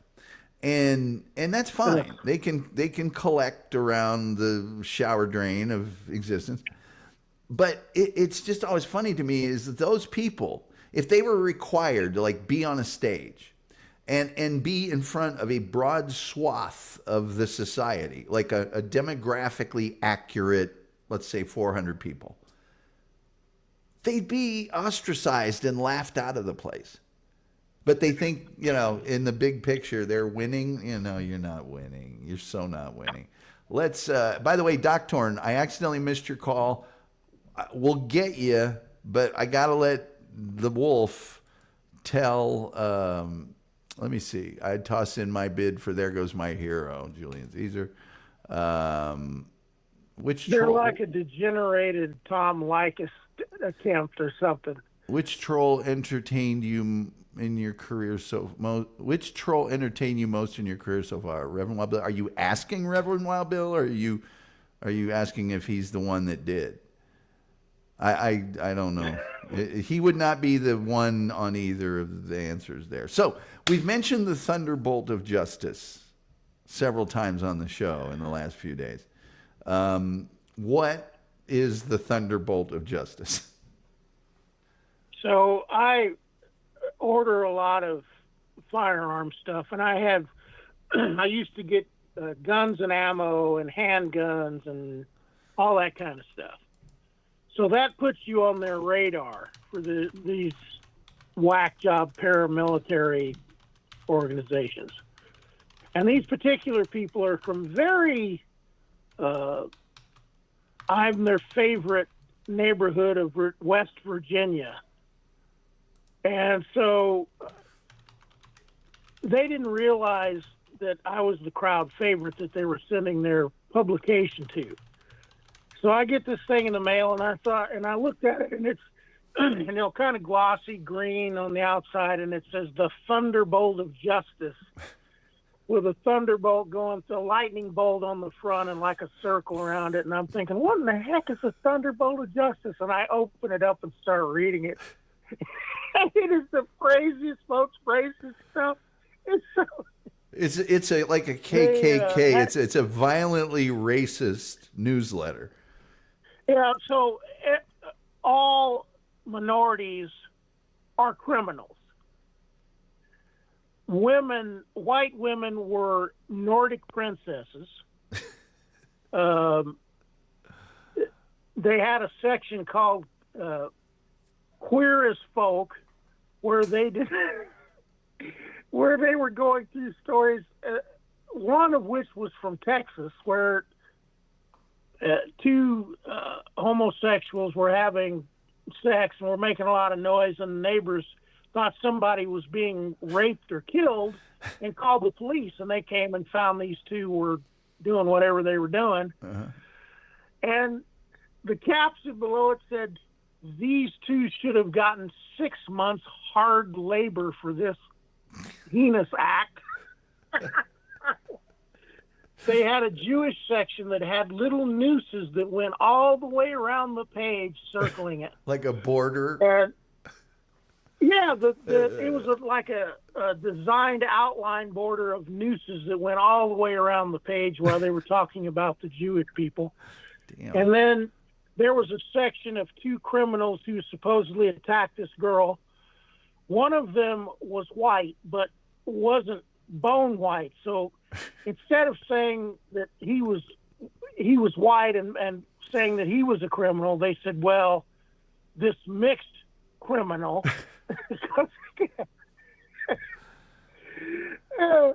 And it was just, so, you know me, knowing how wonderful they were for sending me, how thankful I was that they sent me their publication. Yeah. I immediately notified the FBI.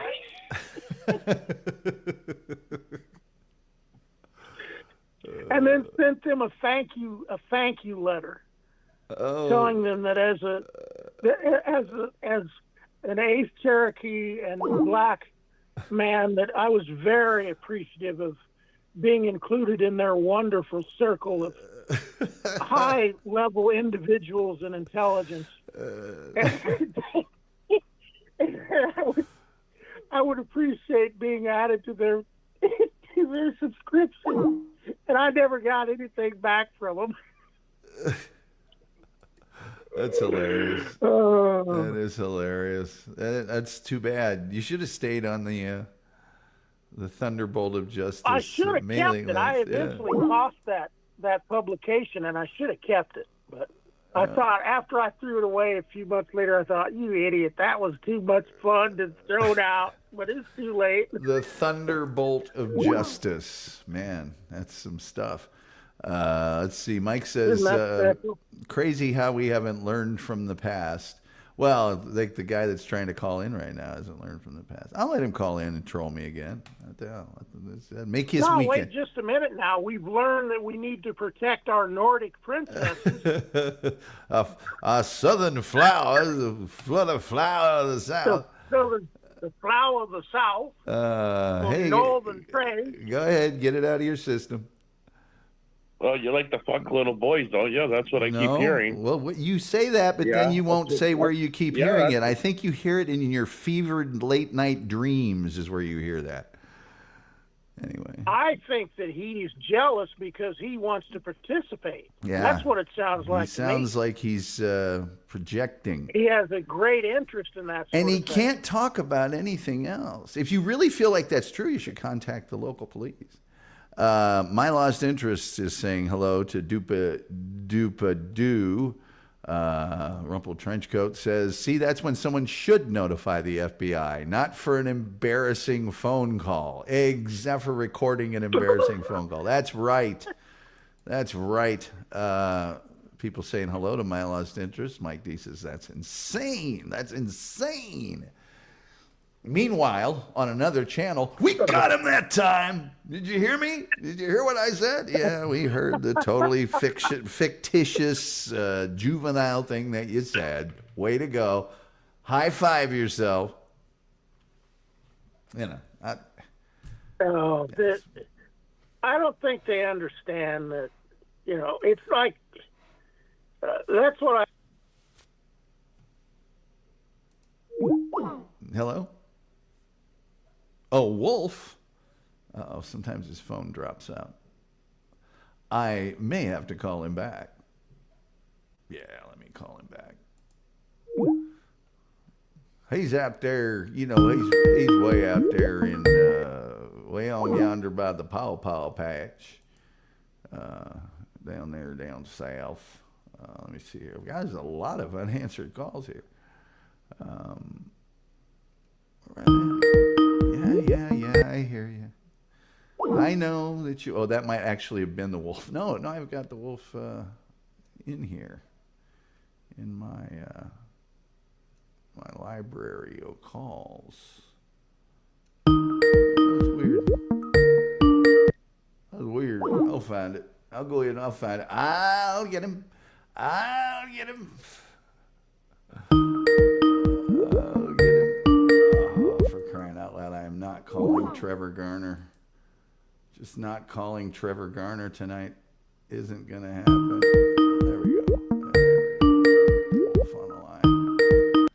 We'll get the wolf on the line here. There we go. All right, let's see what we got in the chat room. That's insane. Metal Maiden Vicky says, he sounds like a dumbass. Well, yeah, he's a dumbass. That's insane. He's in his mama's basement with his hot pocket after being a badass on YouTube. Yeah, it's just come up with something. Hello. Hey, your mom only gives you one Twinkie from a twin pack. Well, how dare you?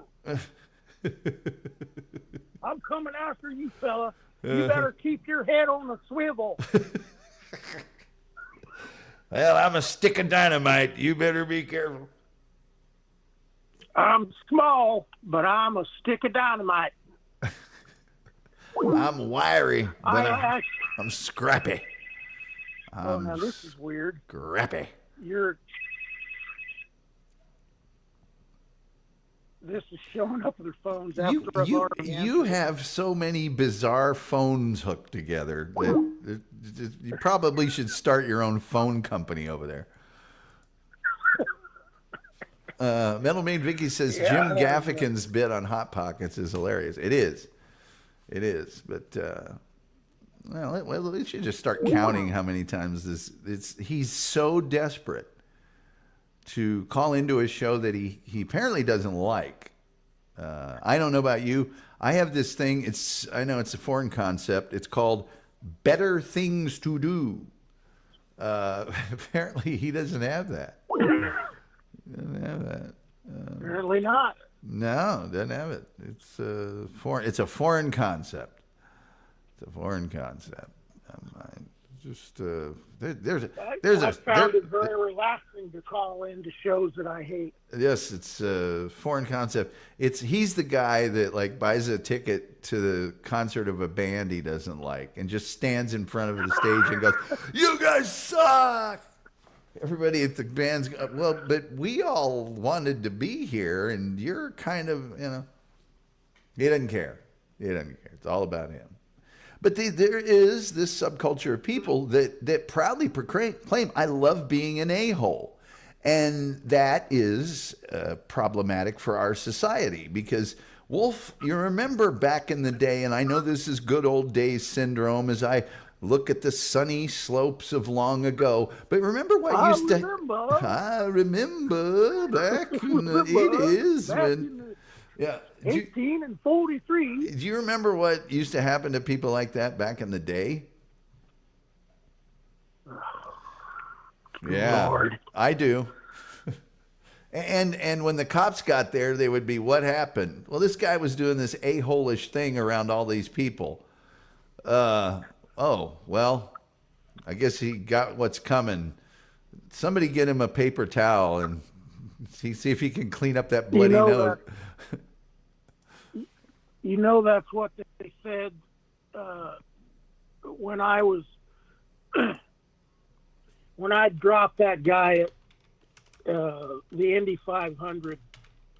They were going, Wolf. The cops started questioning people, and all they would say was, that guy mouthed off to the wrong guy and got what he had coming. Every one of them said that they interviewed, and then they just left. Yeah, that's the way it went back then. It's like, hey, what did you expect? But now with the internet, it's you just get to be nameless, faceless boils on the posterior of society. It's fine. It's really fine. Pepperidge Farm remembers, says Rumple Trenchcoat. But, yeah. You got a big weekend, Have Wolf? you kept? have you kept track of the Wes Watson story? No, what's the Wes Watson story? He was on an like a conference in, I think it was in Texas, and he attacked I can't remember his name, the guy that I was telling you does debates on YouTube, and he's actually been on Fox too, doing debate with some liberal, some not liberal, leftist. He gets up and he's like this guy that was in prison, and he's got all these tats all over him. He's all roided up, and he's making fun of what he looked like. Well, you've got breasts and 10-inch arms. It says, "Are you rich? Are you anybody?"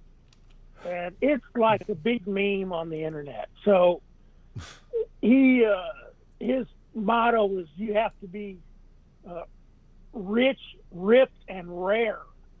And he's lots of foul language and yelling at people that are in the seminars about how worthless they are. Oh, I think I do know this guy. I think I do know. Okay, so the new one on this knucklehead is that this guy, he's been putting all these challenges out to people on his website, I guess. And this guy's like according to them, a 7-foot-tall guy that comes into the gym where he is. He's like, said, okay, you want to go at it, then let's do it. And so he tells him to show up at this gym. And of course he has his cronies around him. And the one guy shows up and he sets his camera up, then goes over and starts talking to him. And of course Wes takes his weight belt and starts hitting the guy, and then they all attack him. And he filed charges. Yeah. He's also the guy that was on some sort of a panel and was doing all of his alpha male crap, and there were two guys on the end going, that's really sad that you would treat your family that way, and basically refuting all the things he would do. To be a man, you got to do this, you got to do that. And they were just sitting there going, that is super sad that you've got to do that. And he's trying to argue with them back, and they're so calm and so logical that he's getting more and more mad. And he goes, well, what if I come down there and kick your ass up and down the thing? And he goes, and the dude went, you're in Florida. I'm armed. Are you? Yeah, he's always he's a firearms guy, and he's also an instructor. And well, the other dude was like, "Hey, man, we're not playing that down here," and he's just a big blowhard, is all he is. Doc says 47 ain't old. Tom, you're too kind, Doc Torn. My lost interest says I'm so old that I got one foot in the grave and another on a banana peel. Well, all I know is I'm scrappy. I'm very scrappy. You're small, but you're a real stick of dynamite. Quick feet, that athletic. Was actually on a broadcast of one of the bowl games, and it was one of the running backs, and he went. It was like I think he got a 15-yard carry or something and scored on it. And the commentator said, well, he's small in size, but he's a real stick of dynamite. And I thought, oh, that's a keeper. Well, let's see here. Rumple Trenchcoat says, I remember when I was 47. I don't remember it as well as I used to, though. I was always scrappy. I might take some heat from this here in Texas, because there's a game on right now, right? Isn't Texas playing Ohio State right now? Being from Indiana, of course, I hate Ohio State. And living here in Texas, I wouldn't mind if Texas normally won, but Texas is all about, we got this great football program. It's like, dude, you've won 2 national titles since 1971. I mean, you're not that, you know what I mean? And so, but if they're going up against the Irish, I got to go with the Irish, man. Yeah, they look really tough. But again, that quarterback keeps turning the ball over. Well, luckily Penn State's quarterback did him that big favor at the end of the game. Yeah, well, he's always turned it over somewhere during a game, but I didn't expect that from Notre Dame. I thought they were going to be a little stingier with the ball, and he just turned it over twice. Dupa says, I'm so old, I just hid my sleeping pills from the nurse. It's funny. Let's see here. Well, that puts me at being born before dirt. Dupa says, blank Ohio State, Ducks 2025. Age is just a number, says Julian Zezer, a big number. Metal Maid Vicky says, many of my family members went to U of M and they hate Ohio State too.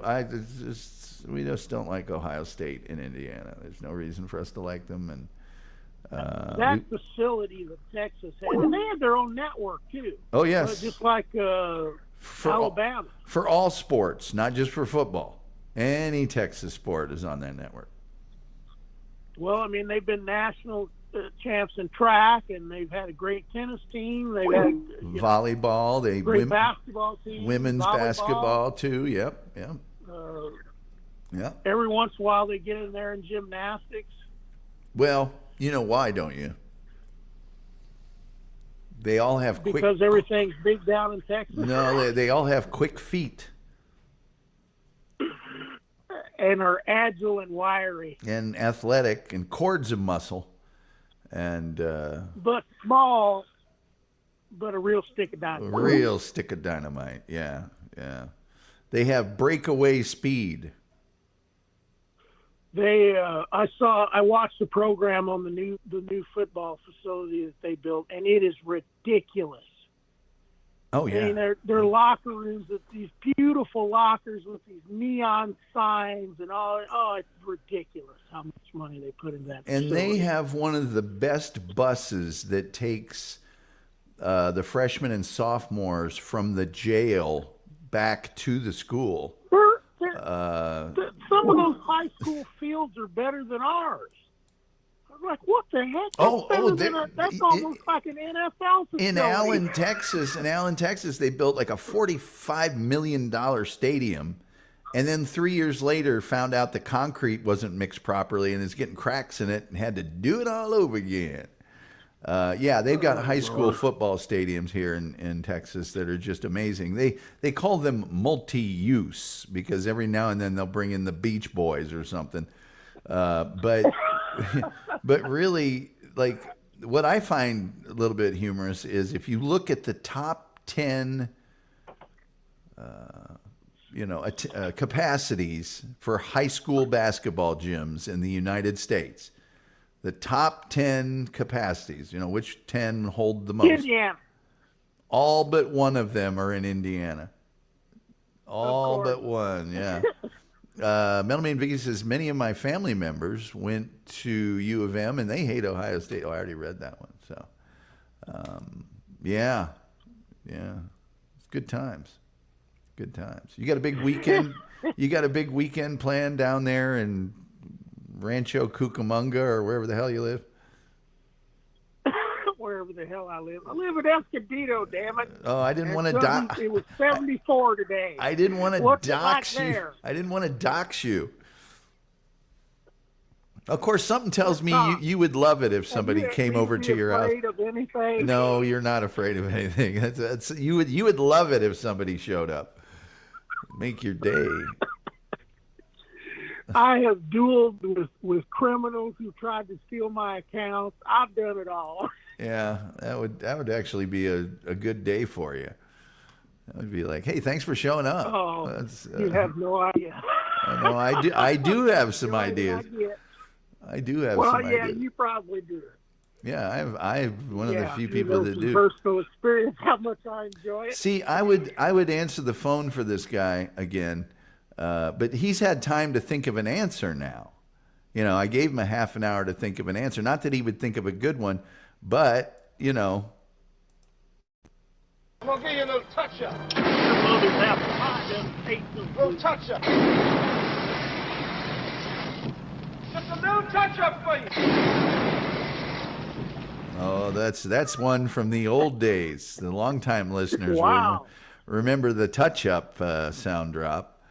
Nothing better than the touch-up sound drop. But, they call, they do, they try. No, you've had too long to think of an answer now. I let you call in. What did I let him? 5 times? 5 times I let the guy say whatever he wanted. Nothing good, nothing funny. Doc says, Doc Torn, I live in a state of denial. Yeah, it's just not just a river in Europe. So no big weekend plans. You're not going to order a super huge pizza and fold it in half and eat it like a sandwich. Doc Torn No, but I sure have been thinking about it. Doc Torn says, trolls can't think, Tom. Well, not these ones. They're dumb as dirt. That's all they got. I have serious plans to finally break this work table down. Yeah. And start fiddling with my computer. Oh, cool.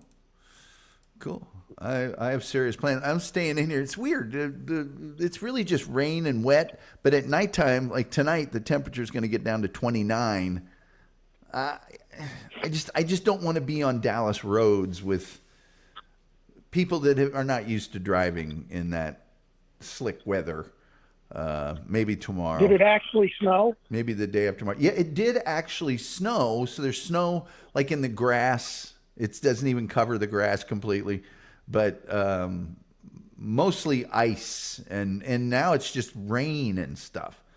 So, it's always this way. They always say, we're going to get 6 inches of snow, and then it just rains and a little ice. Now, the ice is really dangerous here because, again, they're not used to it. If they were used to it, it would be like spring in Indiana. It's just everybody knows how to do it. That's that black ice. Yeah, Look out for that black ice. There's a very, very wonderful lady at the grocery store where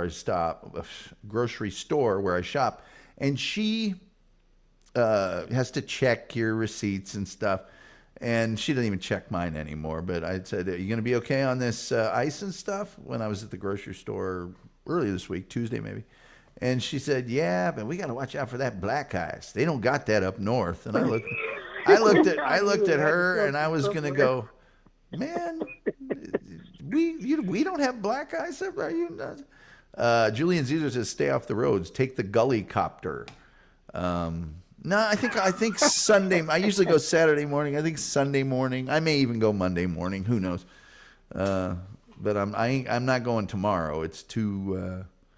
There's no need to. It's just too. It'd be that thin sheet of ice. I just don't. I've just seen enough people here having problems that I don't want to risk it. I can't risk the Jag to anything. Please. Yeah. Yeah, Metal Maid Vicky you need a snow sled for that kind of stuff. Yeah. Metal Maid Vicky says, hell yes, we have black ice in the north. I remember when we were at BSU, man, there were some bad snows. Well, the one that collapsed the field sports building when I was in it and stuff. And we drove through that and didn't think about it twice. And I've done it elsewhere. I did it in the mountains of Utah, didn't think about it twice.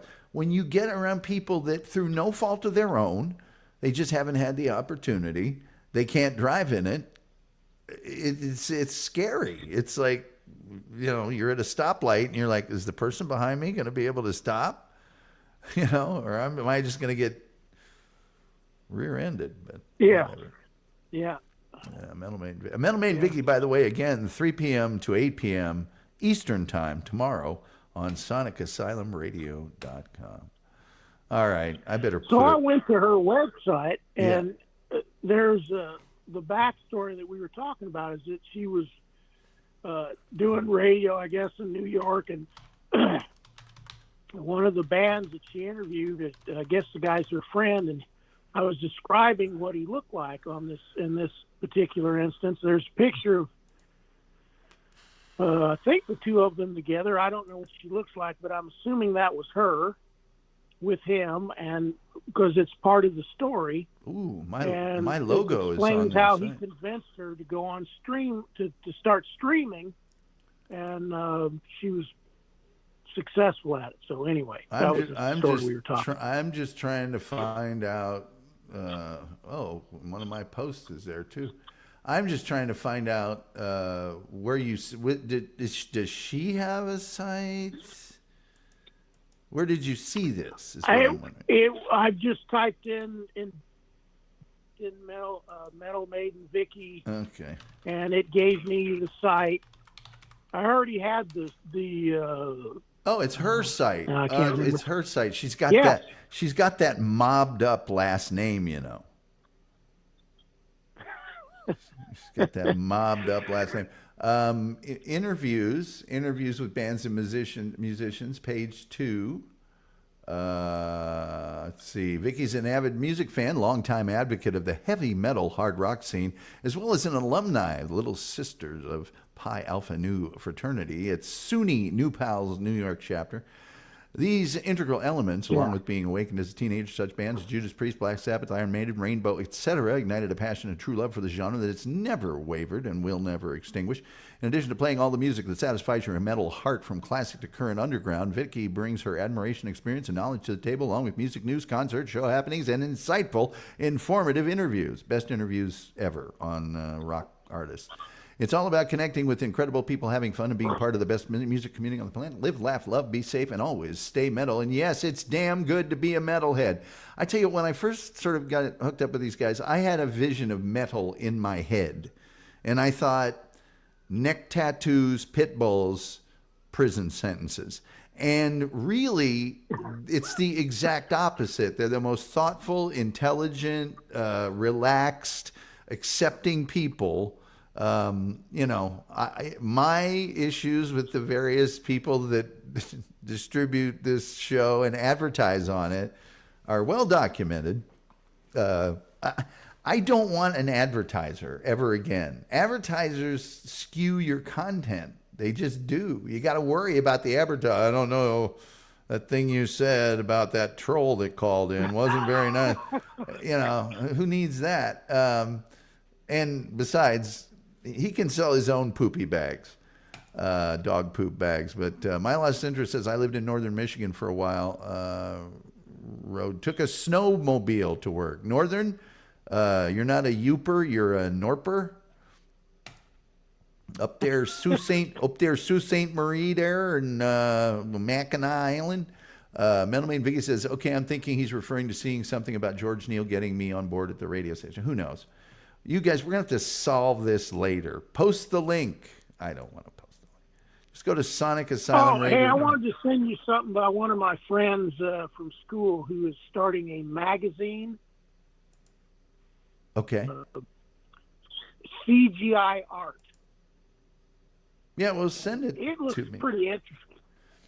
You can send it to my email. Send it to my Facebook. That's where you send everything else. Yeah. He sent it to me, and he said, I want to know what you think. I value your judgment. And I thought, huh? What are you talking Is this from high school? Yeah.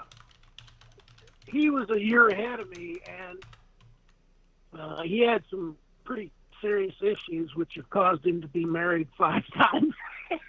Well, yeah. He was living in Brazil and came back, but he started his own. Oh, that guy.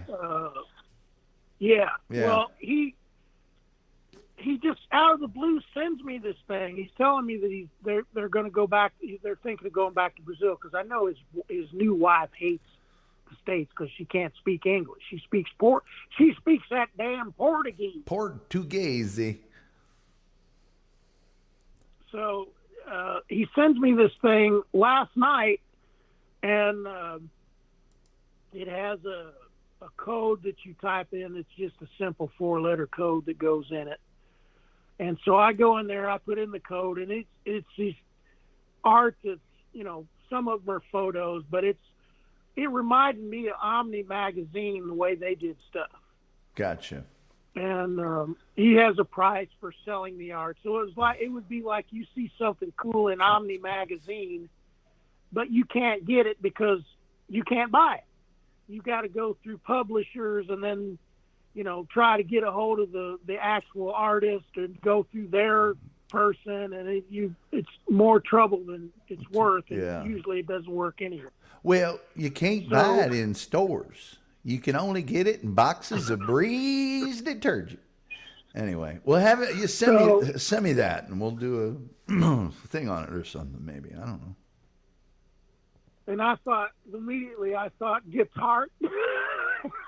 Put that in there. Yeah, well, guitar. But guitar will take any kind of promotion. Those guys love to get the word out. And it's there. like he says, worldwide and open to artists, and they'll have articles and they'll have all this kind of stuff. It's a weekly publication. There's no ads in it. It's ad free, which I'm thinking he's got a startup. He said, I'm gonna do the startup here fairly certain, and I wanted to know what you think. And I told him, I said, it's a great idea, and the artwork is excellent. All right. Well, My Lost Interest and Dupa are discussing their mutual love of snowmobiles.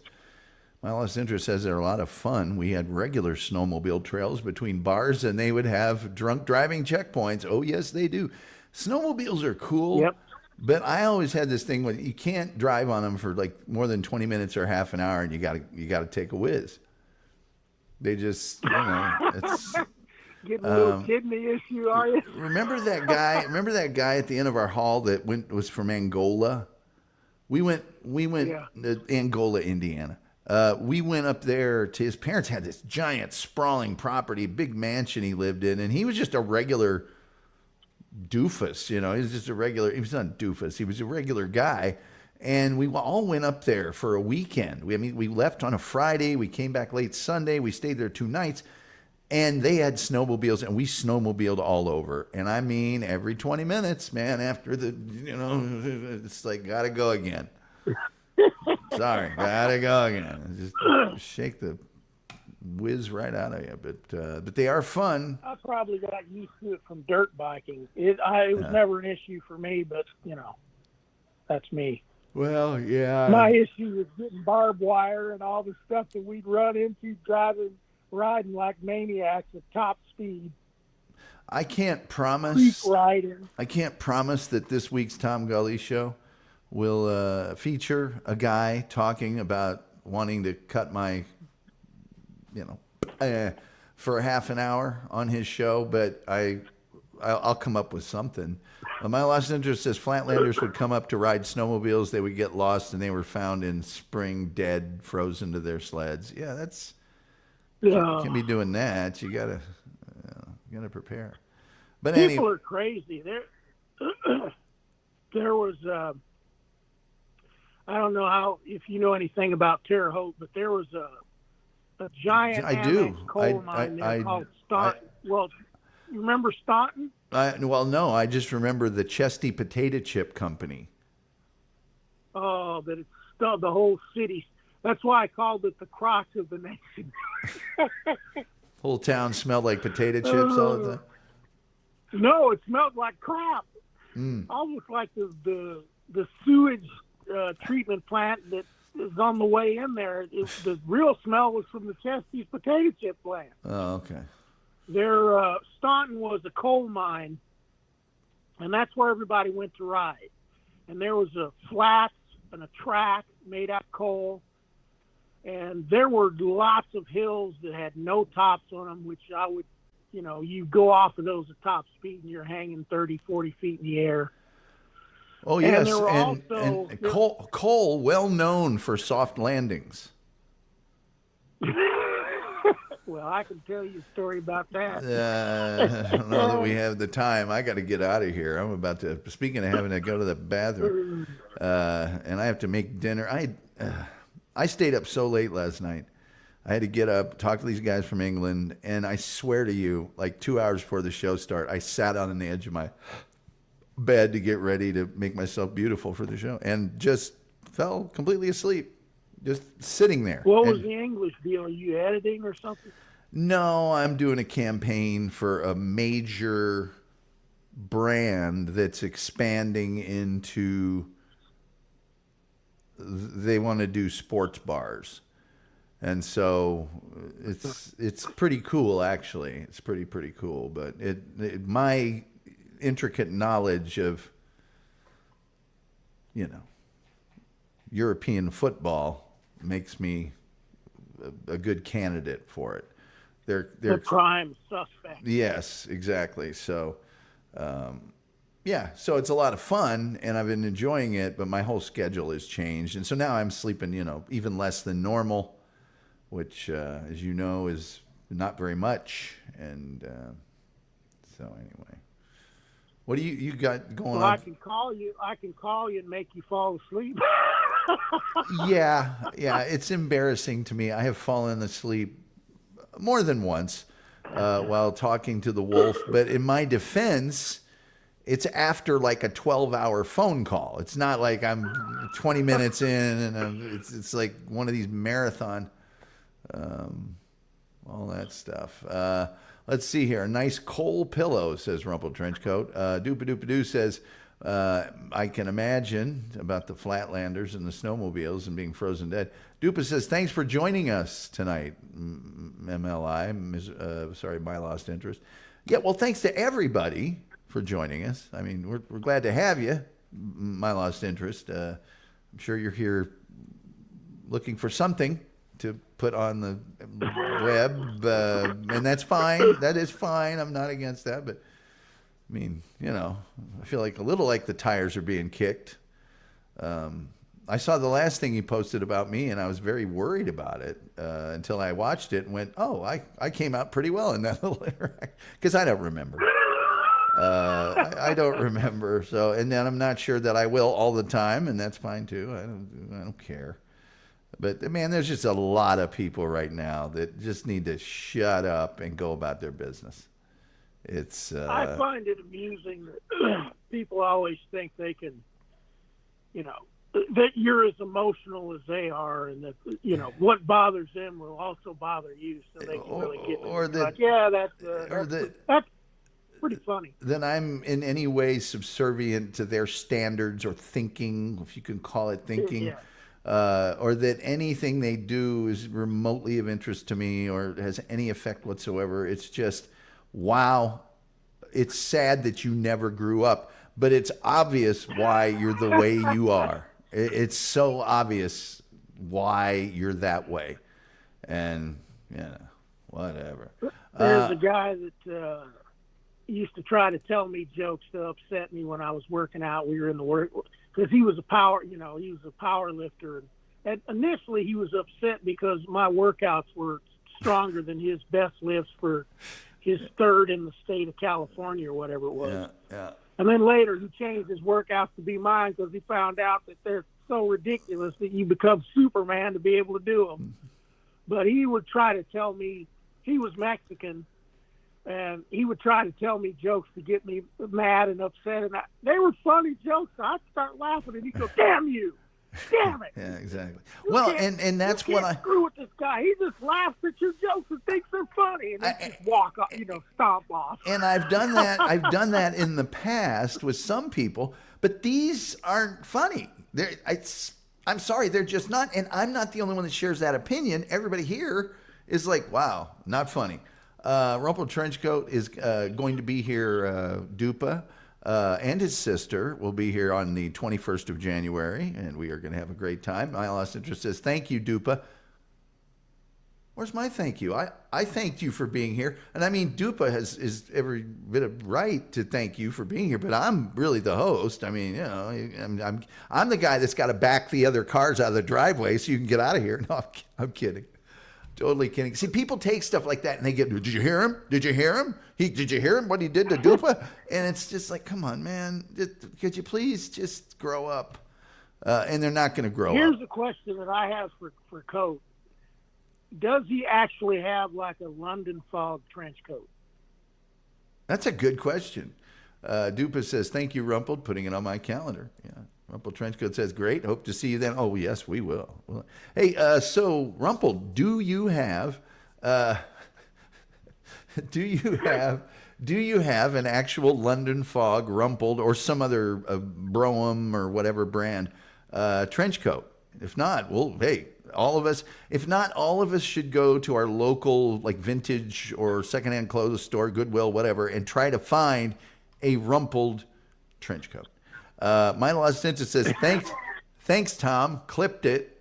Oh yeah, it'll be all the controversy next week. Me saying true things about people. Rumpled Trenchcoat says, I do not, Wolf, but my sister does. His sister has one. We got to get one for you. It doesn't even have to like be something you can wear. It just has to be a rumpled trench. You throw it over your shoulder or put it over a chair or something. Doopa says, MLI, you're a little stinker, you. You're just a little stinker. You little stinker. Again, not I'm still I'll be honest with you, I'm still tempted to buy a Simon Templar car. No, you need to buy the car from the beginning of The Prisoner. Well, the car show here that goes on at the park on Sundays, there's a guy that actually built one of those, but it's a lot nicer than that one. Here, let me do my cool face cars. Of The Prisoner when the gas goes off. I would be satisfied with just having a deck suit and shoes to match his curvish little deck shoes and his little polyester coat. Well, with white pythons. And his dumb umbrella with his 6 on it. But it just kills me the part where the gas comes in because he just stands there. No, don't down on the floor. Don't cover run. Your face, try to run out, like break a window. Nothing. He just goes. He wakes up. He could have even gone, oh, or oh. He could have pulled a blind Pew and just gone, oh. Anyway, but all right, Wolf, we'll let you go. Have a nice weekend, and I'll get something to eat here and be an old man. I just had some spaghetti with Italian sausage that you put in pizza. Did you say Italian? I had some of that Adi food. Some of that Any Adi of those food? foods that have any in them are Adi foods. Yeah, that's Adi foods. Linguine, zucchini, spaghetti. And he says spaghetti. Any of those eenies. Yeah. Let's see here. Rumple Trenchcoat, the tuxedo I wore to the 70s wedding was a photo negative of the prisoner's jacket, white with black piping. Oh, I got you. That's pretty cool. That's pretty cool. My lost interest, let me see here. My lost interest, oh, maybe he's subscribed, but he's not a member. I don't know. Hey, I'm okay to subscribe. Hey, I'm not saying that. I wouldn't care to subscribe. The only reason I noticed everybody else is green, and then all of a sudden... But mine's not that way either. I don't think I've subscribed to my own frickin' channel. I'm not that bright. Nobody ever made any wild-eyed accusations of my intelligence. But yeah, there's some real mad people. And not only did I say it here in advance, Jesse P.S. from Pot Awful was here and said, hey, you ought to strike those things because they're not transformative and not whatever else. And I went, yeah. And then like unstrike them a couple hours later just to watch them get all upset. Like I'm not allowed to do that. Or like, hey, there's rules now. Now that we've decided it's like, okay, well, you might as well start picketing Sony and Warner Music Group and, Apple, Disney, all the rest of them. But if you don't follow the rules, you open yourself up to that. So don't come in here, be a complete ass, and then just expect me to go. Yeah. I don't seek these people out. I don't go into their chat rooms. I don't approach them. I don't do any of that stuff. Occasionally, someone will ask me to be a guest on their show. I wonder why they do that. But anyway, that's the only time I encounter these people in the wild. And so if you want to come in here or you want to call in and scream and yell and do a bunch of, I will talk to people. I've done it a million times that hate my guts or have an issue with me.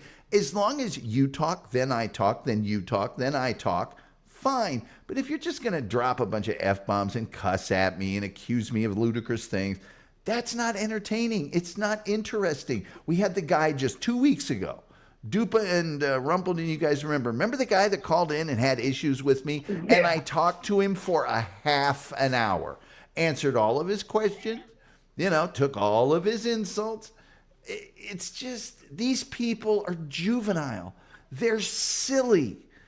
They're doing something that has a shelf life and it has a maximum benefit. It's not going to grow beyond a certain point. I, unlike many of them, am not dependent upon income from what I'm doing here for anything. Do I want to be that way at some point? Oh, yes, I'd love that. I'd love to not do my daily job every day, which I won't be doing that much longer anyway. But God almighty, grow up. When you sit there and you say, I'm an a-hole, I like to F with people, that's why I have a show. And you then do nothing but lie to people left and right. And you take advantage. One of the things I really haven't mentioned is they got Wendy Pack, Wendy the slow adult from the Howard Stern show, to call in here the other night and curse. Is that really where you're at? You've got a mentally challenged person and you're using them. That's just a wonderful, perfect description of who you are and what you are. I don't have to do anything. The best is hearing him whisper to her in the background. Now that's the best part. Yeah, we could hear him. Come on, man. That's just low. Here, read this. Read this to him. Yeah, that is just low and sad. That's all you got? That's the best you got? And all these people doing these AI animations, look, some of them, okay, whatever. You do remember I was the editorial director of Cartoon Network. I've been around some animation in my day. Most of it, not very good. Not very good. My in-laws are Norwegian and Midwestern. They called me an I-Italian for years, says Rumpel Trechko. Nobody Biggie says, in the wild. Rumpel says, I remember that guy you talked to for nearly an hour. It was an actual conversations with points and counterpoints. Yeah, it's fine. You don't have to like me. But I would say I don't spend a lot of time, watching shows I don't like, listening to music that I don't like. I just kind of go, not for me. Not for me. If people like all these other things, go do them. I encourage you to. Do what you like. I'm not stopping you. I wouldn't dream of it. It's more fun. It's more fun when you have somebody that's at least close to your intellect, on going back and forth on the other side of what you believe. Yeah, it's pretty. It just doesn't happen very often. It's pretty sad. It's pretty sad, and often you have to dumb down yourself to try to be able to go back and forth. Well, the fake outrage. Hey, he timed me out. Well, hey, now, we don't do that. You just said you're an a-hole. You like to F with people. That's why you have a show. And you come onto my thing, and now I have to play by your rules?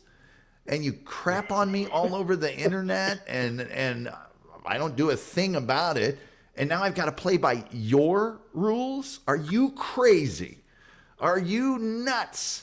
Somebody goes, oh, way to strike a channel. That's such a Stuttering John move. And I'm like, well, no, that's such a Sony Music, Time Warner, AOL. Everybody defends their intellectual property. It's not my fault you don't know the rules. And by the way, and I could show it to you right now, there's at least 30 people that have used my content, and it's 100% of the video. 100%. Now, that's YouTube saying... I don't know... That's YouTube's. I don't know of any legit channel that will allow that to happen. Well, that's YouTube though. When they give me a notification, and then they put it in this special section in the YouTube studio, and that's them saying, "Hey, dude, 100% of something another person has posted is your content." That's not me looking and going to them and saying, "Oh, hey, I think this is wrong." There's 30, at least 30, that I just go, I don't care. On this one occasion, there are two giant jerks that come in here and want to be a jerk and elsewhere. And it's like, you know what? maybe they need a little touch up.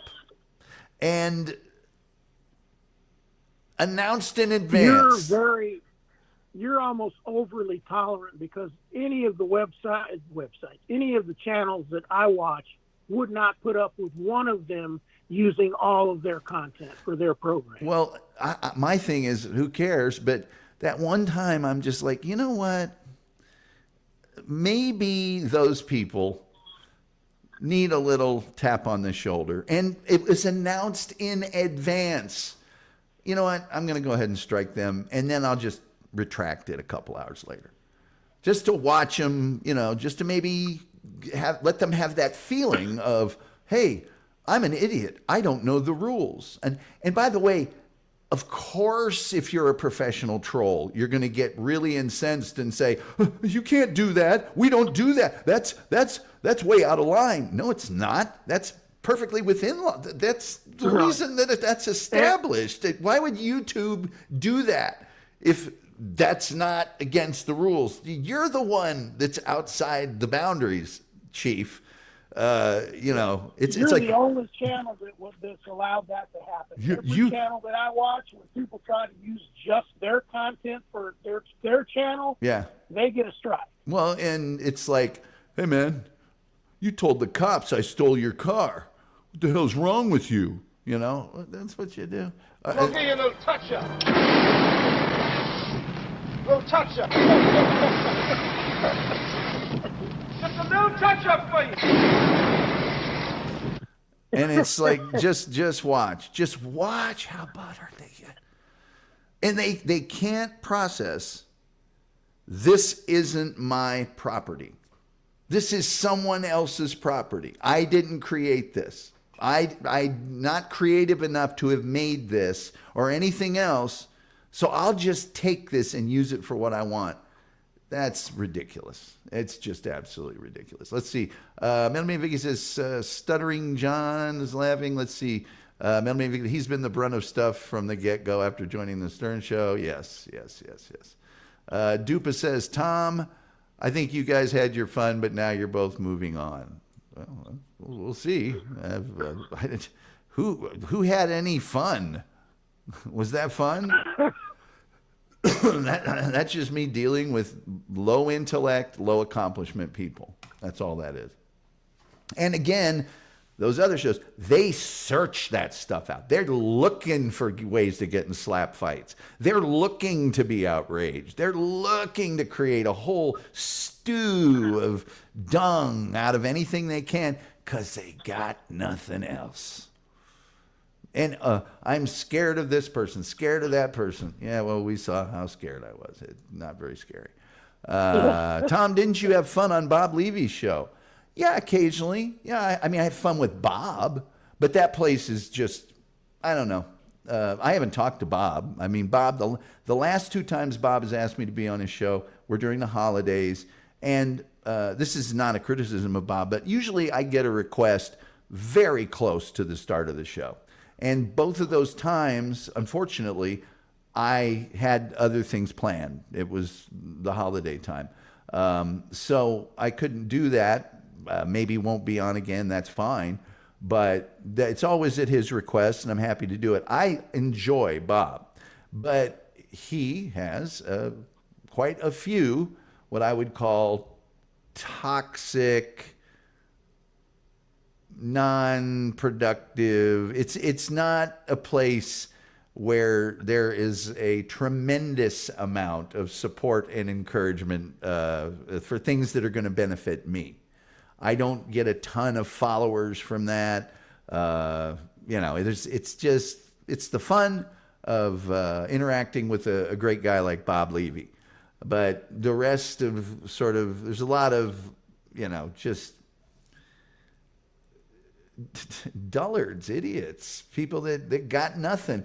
And I think I've been a pretty good sport on his show, going along with it. I know there are people that contribute greatly to his show from a financial standpoint, and maybe others from a work they do for him in terms of graphics and things. And I've been copiously holding back things I could say on that program.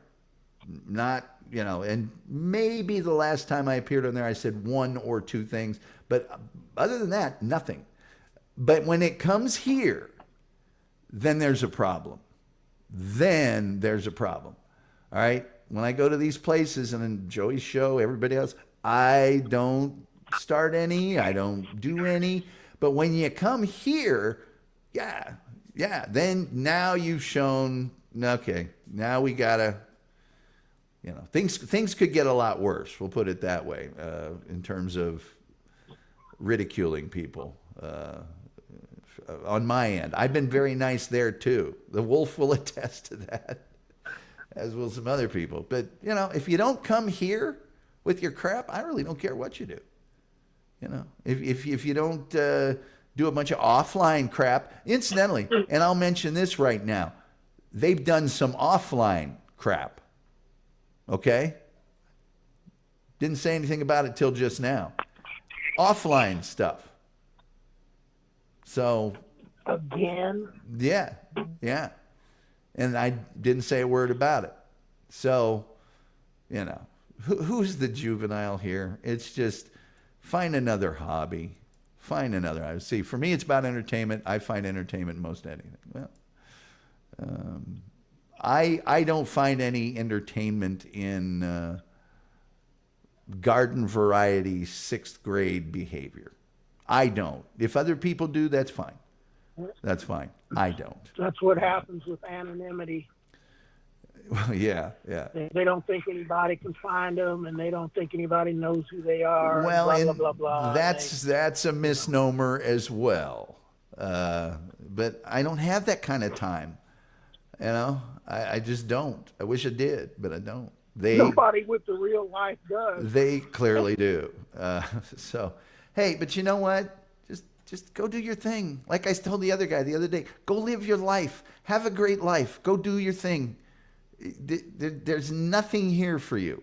And there's nothing. You got nothing to offer me. So, like the guy calling in here tonight. Come on, man. Oh, man. Wow. Leave anonymity out of this. Yes, anonymity. Let's see. Duper says, we all have real lives. Don't know as that's true. Yeah.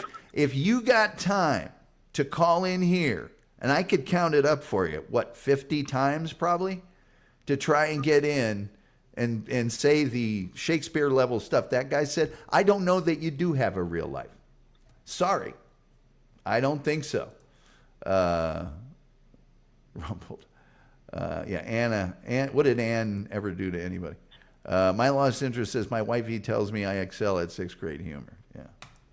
Well, I don't know what to say about that, but it's just the, maybe humor is the wrong word. Pejoratives, 6th grade pejoratives or something of that nature. But God, I meant to ask you something. Did you get your ring from Dimension? No.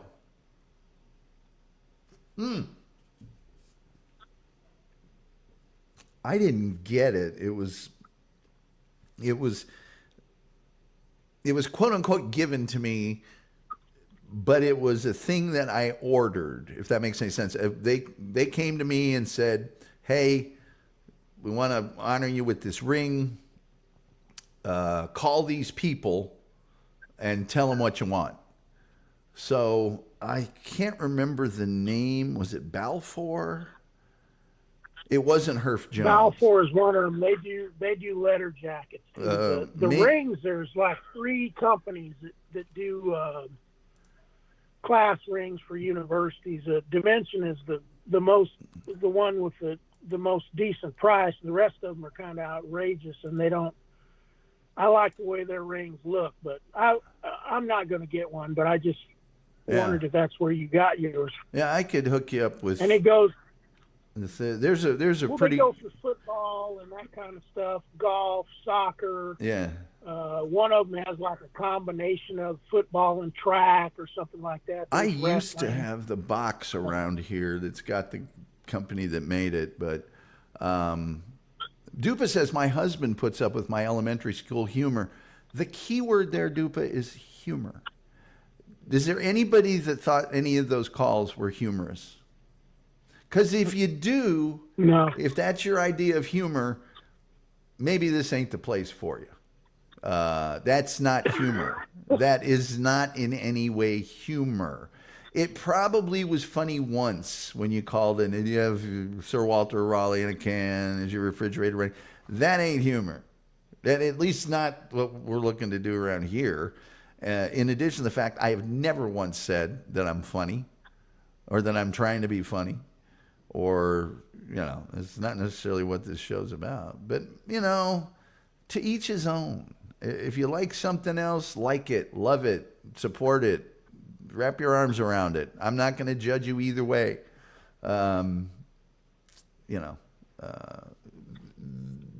If you don't like this, I would recommend that you move on.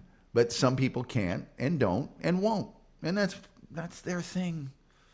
But there are more than one program in a certain verse that are dedicated, not hiding it, to screwing with people.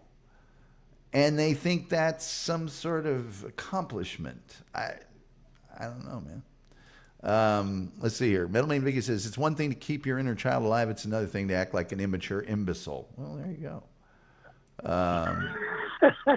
Rumpled Trenchcoat says, I'm so old, my inner child is 27. I hear you. Bob's Loofah says, Tom Gully is one of the funniest guys out there. Yeah. Somebody told me. My favorite one about age is when they say 50 is the new 40, and I said, no, 50 is the new 50. Yeah. Metal Maiden Vicky says they just use precious oxygen. Yes, they could probably use it somewhere else. Somebody told me today in an email that there were people alleging that I had trashed Bob Levy on this program. Now, there's some people in here that are here most of, if not all of the time. Anybody ever heard me do that? Because I'll guarantee you, never been done. Never one time been done. So whoever said that, whoever is pushing that, is just a flat out liar. And that's one of the things I have the least respect for in the world, is a liar. And especially, I don't like you, so I'm going to lie about you. That's the move of like a sixth grade girl, mean girl. That's just ridiculous. And so that's the kind of people you're dealing with. So Melanie Vicky says, nope, never heard you do that. It's never happened. It's never once happened. Bob says Bob is probably pushing the narrative. When you say he's one of your favorite people, that's thrashing him. Yes. Bob's Aloofa says Bob is probably pushing the narrative. How dare you say that? I don't think Bob's pushing a narrative of any kind like that, but I don't know. I just don't got time for all this stuff. I'm kind of a busy person. Anyway, I've talked too long about all this nonsense, and we've gone way over time. Wolf, thanks for being here. I'm sure we'll talk again soon. Well, thanks for having me. I'll send you the stuff from Patrick, and then I sent you something else that was kind of weird that I don't. Oh, I know what it was. I sent you the first program of the old man Doctor Who. Walter Hartnell. Yeah. Yeah. Thinking that you would be able to get the other 3 seasons from that, but I don't know if that's even going to work because it doesn't show up like it normally does when you share something with somebody. Man, I got like 800 episodes of Dark Shadows to watch. It's going to be a while before I get to anything else. I'm not joking. 800. Anyway. Thinking about going through, I just finished, I subscribed to the Century 21 Theater Productions that bought out all the Jerry Anderson stuff, but they have other stuff involved with too. Besides that, plus I think 1999 and UFO and some of those are also under that banner. Captain Scarlet.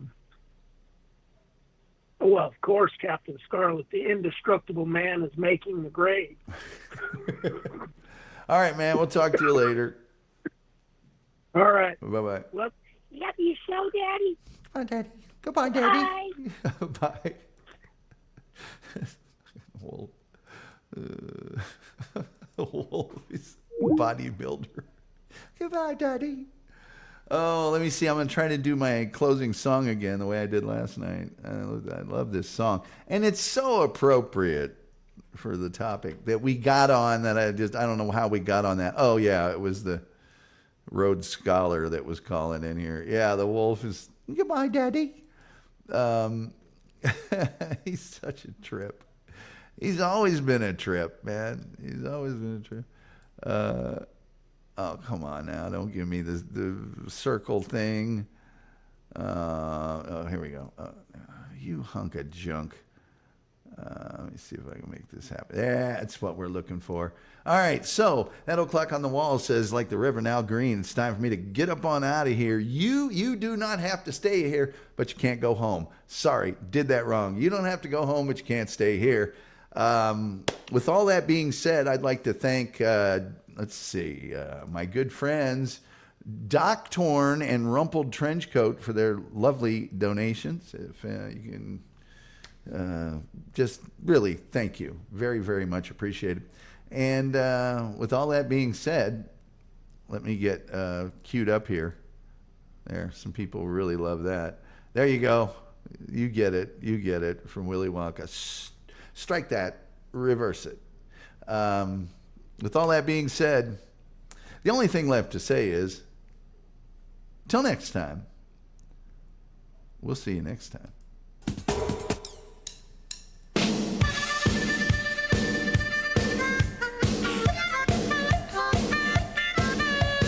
I don't know what happened to you long ago. Dogs of a feather may hang together, but rabid dogs tend to stray. I empathize with your crossed wires. I may even share your twisted desires, but never go out of my way to see you fall.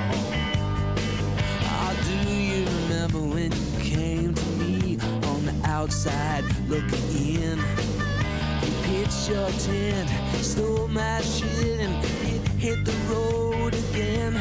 You never did nothing without an angle down below, like everyone else, only so much more so.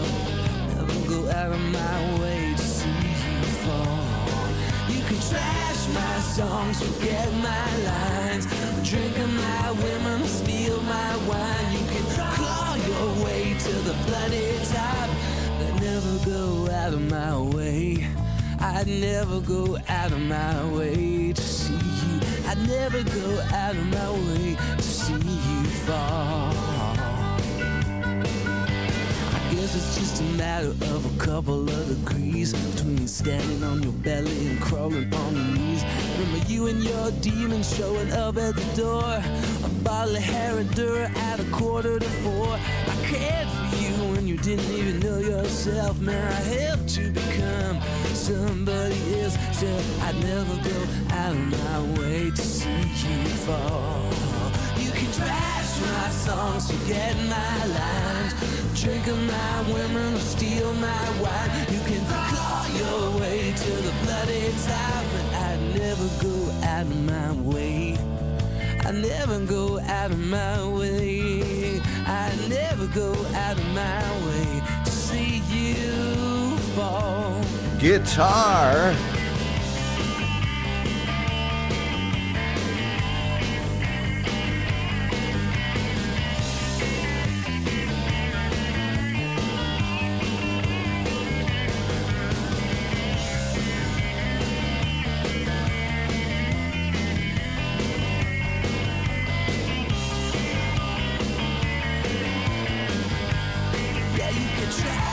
Songs, forget my lines, drink of my women, steal my wine. You can claw your way to the bloody top. The only one there is going to be you.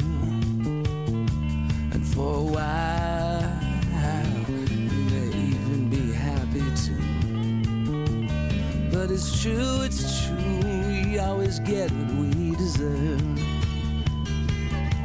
And you got you.